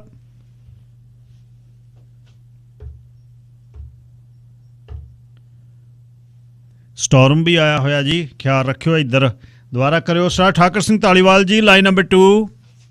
ਹੈਲੋ ਜੀ, ਸਤਿ ਸ੍ਰੀ ਅਕਾਲ ਜੀ। ਸਤਿ ਸ਼੍ਰੀ ਅਕਾਲ ਜੀ। ਹਰਜੀਤ ਸਿੰਘ, ਜਦੋਂ ਇਹ ਜੀ ਕਹਾਣੀ ਤੁਸੀਂ ਸੁਣਾਉਂਦੇ ਆ ਕਿ ਜਿਹੜੀ ਅੱਜ ਸੁਣਾਈ ਆ ਜੀ, ਬਜ਼ੁਰਗ ਸਾਡੇ ਉਧਰੋਂ ਆਏ ਆ ਲੈਲਪੁਰੋਂ, 48 ਜੱਟ ਸੀ ਭਮੀਪੁਰਾ ਪਿੰਡ, ਉਹਨਾਂ ਨੇ ਸਾਨੂੰ ਸੁਣਾਈਆਂ ਇਹ ਜਿਹੀਆਂ ਆ ਕੇ ਛੋਟਿਆਂ ਹੁੰਦਿਆਂ ਤੋਂ, ਬਈ ਆਹ ਕੰਮ ਹੋਇਆ ਇੱਥੋਂ। ਫਿਰ ਅਸੀਂ ਕਾਫਲੇ ਉੱਥੇ ਇਕੱਠੇ ਹੋ ਗਏ, 70 ਪਿੰਡ ਇਕੱਠੇ ਹੋ ਗਏ, ਬੈਠੇ ਰਹੇ 6 ਮਹੀਨੇ ਬੈਠੇ ਰਹੇ ਜੀ ਉੱਥੇ। ਉੱਥੋਂ ਫਿਰ ਇੱਧਰੋਂ ਮਿਲਟਰੀ ਗਈ ਤੇ ਉਹ ਲੈ ਕੇ ਆਏ। 6 ਘੰਟੇ ਤੁਰਦੇ ਸੀਗੇ ਤੇ 6 ਘੰਟੇ ਲੱਗ ਜਾਂਦੇ ਸੀ ਉਹਨਾਂ ਨੂੰ ਪਿਛਲੇ ਕਾਫਲੇ ਆਉਂਦੇ ਨੂੰ, ਜਾਣੀ 27-28 ਮਹੀਨੇ ਪਹੁੰਚੇ ਇੱਥੇ ਆ ਕੇ। ਤੇ ਉਹ ਹੁਣ ਜਦੋਂ ਤੁਸੀਂ ਆ ਕਹਾਣੀ ਸੁਣਾਈ ਆ, ਉਦੋਂ ਐ ਹੋ ਜਾਂਦਾ ਸੀਨ ਪੂਰਾ ਹੀ, ਜਾਣੀ ਸਾਹਮਣੇ ਆ ਜਾਂਦਾ ਜੀ। ਤੇ ਬਹੁਤ ਜ਼ਿਆਦਾ ਹੋਇਆ ਜੀ ਨੁਕਸਾਨ, ਪਰ ਜਿਹੜੇ ਕਾਫਲੇ 'ਚ ਸੀ ਉਹਨਾਂ ਦਾ ਨੁਕਸਾਨ ਘੱਟ ਹੋਇਆ। ਜਿਹੜੇ ਬੰਦੇ ਰੇਲ ਗੱਡੀਆਂ ਤੇ ਜਾਂ ਤੁਰ ਪਏ ਉਹਨਾਂ ਦਾ ਨੁਕਸਾਨ ਬੜਾ ਹੋਇਆ। ਤੇ ਕੁਛ ਦੱਸਦੇ ਵੀ ਬੰਦੇ ਸੀਗੇ ਫੌਜ ਵਾਲੇ ਆਪਣੇ ਵਿੱਚ, ਉਹਨਾਂ ਨੇ ਜਿਹੜੇ ਆਪਣੇ ਪਠਾਨ ਸੀ ਉਹ ਰਫਲਾਂ ਦੇ ਜਾਂਦੇ ਸੀਗੇ ਆਪਣੇ ਬੰਦਿਆਂ ਨੂੰ, ਪਠਾਣੀ ਰਫਲ ਕਹਿੰਦੇ ਸੀ ਉਹਨੂੰ। ਤੇ ਉਹ ਬੰਦੇ ਸੀਗੇ 3-4 ਕਾਫਲੇ ਦੇ ਨਾਲ ਬਾਹਲੇ ਸੀਗੇ, ਪਿੰਡਾਂ ਦੇ ਕਈਆਂ ਦੇ 1-2 ਤੇ ਉਹਦਾ ਕਰਕੇ ਇਹਨਾਂ ਦਾ ਬਚਾਅ ਬਹੁਤ ਹੋਇਆ। ਤੇ ਬਹੁਤ ਤੁਹਾਡਾ ਧੰਨਵਾਦ ਜੀ ਜਿਹੜਾ ਤੁਸੀਂ ਕਹਾਣੀ ਲਿਆ। ਇੱਕ ਮੈਂ ਤੁਹਾਨੂੰ ਹੋਰ ਦੱਸਣੀ ਆ ਜੀ ਗੱਲ, ਦੱਸੋ ਜੀ। ਬਈ ਜਿਹੜੀਆਂ ਸਰੀ ਦੀਆਂ ਸੜਕਾਂ, ਇਹਨਾਂ ਬਾਰੇ ਵੀ ਇੱਕ ਦਿਨ ਲਿਆਇਓ ਜਰੂਰ ਪ੍ਰੋਗਰਾਮ। ਸੜਕਾਂ ਬਾਹਲੀਆਂ ਟੁੱਟੀਆਂ ਪਈਆਂ। ਜਰੂਰ ਧਾਲੀਵਾਲ ਸਾਹਿਬ, ਜਰੂਰ। ਸਤਿ ਸ੍ਰੀ ਅਕਾਲ ਜੀ, ਮਿਹਰਬਾਨੀ ਜੀ। ਬਰਾੜ ਸਾਹਿਬ ਵਿਨੀਪੈਗ ਤੋਂ। ਸਤਿ ਸ੍ਰੀ ਅਕਾਲ ਬਾਈ ਜੀ। ਸਤਿ ਸ੍ਰੀ ਅਕਾਲ। ਹਾਂਜੀ ਬਾਈ, ਕਹਾਣੀ ਤਾਂ ਚਲੋ ਸਾਰੇ ਕਲਰ ਕਹੇ ਗਏ ਵੀ ਜਿਹੜਾ ਤੁਹਾਡਾ ਸੁਣਾਉਣ ਦਾ ਤਰੀਕਾ ਇਸੇ ਨੇ ਮਰੀਜ਼ ਕੀਤਾ ਹੋਇਆ, ਵੇਟ ਕਰਦੇ ਰਹੀ ਦੀ ਬੁੱਧਵਾਰ ਦੀ। ਤੇ ਬਾਕੀ ਸਾਡੇ ਦਾਦਾ ਜੀ ਉਹਦੀ ਗੱਲ ਸੁਣਾਉਂਦੇ ਹੁੰਦੇ, ਜਿਵੇਂ ਇਹੋ ਪਏ ਆਪਣੇ ਇਹੋ 47 ਵਾਲੀਆਂ, ਇੱਕ ਡੈਡੀ ਦੇ ਮਾਮੇ ਹੋਰਾਂ ਨੇ ਆ ਜਾਣਾ, ਉਹਨਾਂ ਨੇ ਰਾਤ ਨੂੰ ਅਸੀਂ 12-12 ਵਜੇ ਤੱਕ ਕਹਿ ਤੁਹਾਡੇ ਨੂੰ ਜਮਾਂ ਸਾਰੀਆਂ ਹੂ ਸੁਣਾਉਂਦੇ ਰਹਿਣਾ ਹੈ ਨਾ। ਹੁਣ ਜਦੋਂ ਅਸੀਂ ਸੁਣਾਉਂਦੇ ਹਾਂ ਤੇ ਸਾਰਾ ਕੁਛ ਉਵੇਂ ਤਰੋਤਾਜ਼ਾ ਹੋ ਜਾਂਦਾ। ਤੇ ਬਾਕੀ ਨਾ ਬਾਈ ਜੀ, ਚਲੋ ਆਪਾਂ ਤੋਂ ਛੋਟੇ ਸੀਗੇ ਜਦੋਂ ਦਾਦਾ ਜੀ ਸਾਰੇ, ਉਹਨਾਂ ਨੇ ਅੱਖੀ ਵੇਖਿਆ ਤੇ ਉਹਨਾਂ ਨੇ ਦੱਸਣਾ ਵੀ ਆਹ ਫਲਾਨੇ ਆਪਣੇ ਪਿੰਡ ਸੀ, ਬੰਦੇ ਨੇ ਐਂ ਕੀਤਾ, ਇਹਨਾਂ ਨੇ ਐਂ ਕੀਤਾ। ਤੇ ਬਾਈ ਤੁਸੀਂ ਯਕੀਨ ਮੰਨੋ, ਸਾਡੇ ਪਿੰਡ ਦੇ ਵਿੱਚ ਨਾ 3-4 ਘਰ ਸੀ, ਉਹਨਾਂ ਦਾ ਕੋਈ ਉੱਗ ਸੋਗ ਰਿਹਾ ਪਤਾ ਹੀ ਨਹੀਂ ਲੱਗਿਆ ਕਿੱਧਰ ਗਏ ਕੋਈ। ਤੇ ਜਿਨ੍ਹਾਂ ਨੇ ਦੂਜਾ ਆਪਣਾ ਉਹਨਾਂ ਟਾਈਮਾਂ ਦੇ ਵਿੱਚ ਹੈਲਪ ਕੀਤੀ, ਦਾਦਾ ਜੀ ਵੀ ਨਾਲ, ਇਹਨਾਂ ਕੋਲ ਰਫਲ ਹੁੰਦੀ ਸੀ, ਨਾਲ ਜਾ ਕੇ ਛੱਡ ਕੇ ਆਉਂਦੇ ਸੀ, ਜਥੇ ਬਣਾ ਕੇ ਤੇ ਕੈਂਪਾਂ ਛੱਡ ਕੇ ਆਉਂਦੇ ਰਹੇ। ਤੇ ਉਹਨਾਂ ਤੋਂ ਵਾਹਿਗੁਰੂ ਨੇ ਲੁਕਵਾਇਆ ਹੀ ਕੁਛ ਨਹੀਂ। ਤੇ ਉਹ ਤਾਂ ਕਰਨੀਆਂ ਭਲੀਆਂ ਆਪਾਂ ਕਹਿੰਦੇ ਵੀ ਇੱਥੇ ਹੀ ਆ ਸਾਰਾ ਕੁਛ। ਤੇ ਬਹੁਤ ਵਧੀਆ ਅੱਜ ਸਾਰੇ ਸੀਨ ਉਵੇਂ ਤਾਜ਼ੇ ਨਿੱਜੀ ਗੱਲ ਕਰਨੀ ਬੜੀ ਔਖੀ ਲੱਗਦੀ ਆ। ਬਾਬਾ ਜੀ ਹੋਰਾਂ ਨੇ ਪਹਿਲੀ ਸੰਸਾਰ ਯੁੱਧ ਲੜਕੇ ਬਾਬਾ ਜੀ ਤੇ ਛੋਟੇ ਬਾਬਾ ਜੀ ਦੋਨੇ ਭਰਾ ਵਾਪਸ ਗਏ। ਮਹਾਰਾਜਾ ਪਟਿਆਲੇ ਦੇ ਉਹ ਰਸਾਲੇ 'ਚ ਵੀ ਹੋਏ। 1947 ਦੇ ਵਿੱਚ ਆਲੇ ਦੁਆਲੇ ਜਿਹੜੇ ਘਰ ਸੀ ਉਹਨਾਂ ਨੂੰ ਆਪਣੇ ਘਰ ਦੇ ਵਿੱਚ ਬਜ਼ੁਰਗ ਦੱਸਦੇ ਨੇ, ਇਸ ਵਾਰ ਵੀ ਅਸੀਂ ਗੱਲ ਬਜ਼ੁਰਗ ਪੁਰਾਣੇ ਬੈਠੇ, ਉਹ ਕਹਿੰਦੇ ਇਹ ਬਿਲਕੁਲ ਗੱਲ ਸਹੀ ਹੈ ਵੀ ਤੇਰੇ ਬਾਬੇ ਨੇ ਅੰਦਰ ਉਹ ਬੰਦ ਕਰ ਲਏ ਫਲਾਣੇ, ਉਹਨੇ ਨਾਂ ਵੀ ਦੱਸੇ ਕਿਹੜੇ ਕਿਹੜੇ ਬੰਦੇ ਸੀ। ਸਾਰਾ ਪਿੰਡ ਜਿੰਨੇ 5-7 ਸਾਰਾ ਪਿੰਡ ਨਹੀਂ 10 ਬੰਦੇ ਚੜ੍ਹ ਕੇ ਆ ਗਏ। ਉਹ ਕਹਿੰਦੇ ਵਿੱਚੇ ਹੀ ਸੂਬੇਦਾਰ ਕਹਿੰਦੇ ਬਜ਼ੁਰਗਾਂ ਨੂੰ ਵੀ ਸੂਬੇਦਾਰ ਨੂੰ ਵਿੱਚੇ ਸਾੜ ਦਿਓ, ਸਿੱਟੋ 4 ਜਿਹੜੇ ਗੈਲਨਾਂ ਤੇਲ ਦੀਆਂ। ਪਰ ਇਹ ਇਸ ਸਮੇਂ ਦੀ ਗੱਲ ਹੈ। ਮੈਂ ਸਰਸੰਘੇ ਉਹਨਾਂ ਨੇ ਲਿਖਿਆ, ਕਹਿੰਦੇ ਯਾਰ ਬਈ ਪੰਜਾਬ ਦੇ ਵਿੱਚ ਹੀ ਇਹ ਮਾੜੀ ਗੱਲ ਹੋਈ ਅਤੇ ਸਿੱਖਾਂ ਤੋਂ ਜਿਹੜੇ ਮੁਸਲਮਾਨ ਨੁਕਸਾਨੇ ਗਏ, ਮੁਸਲਮਾਨਾਂ ਨੇ ਸਿੱਖ ਨੁਕਸਾਨ ਤੇ ਹੋਰ ਕਿਸੇ ਭਾਰਤ ਦੇ ਹੁਣ ਦੇ ਭਾਰਤ ਦੇ ਸੂਬੇ 'ਚ ਵੱਢ ਟੁੱਕ ਨਹੀਂ ਹੋਈ। ਦੇਖੋ ਤੁਸੀਂ ਬਦਕਿਸਮਤੀ ਪੰਜਾਬ, ਕਿਉਂਕਿ ਦਿਲ ਇਹ ਸੀ ਨਾ ਵੀ ਪੰਜਾਬ ਵੱਢਿਆ ਗਿਆ ਧੁੰਨੀ ਤੋਂ। ਉਹ ਇਹੋ ਜਿਹਾ ਸਮਾਂ ਕਿਸੇ 'ਤੇ ਨਾ ਆਵੇ।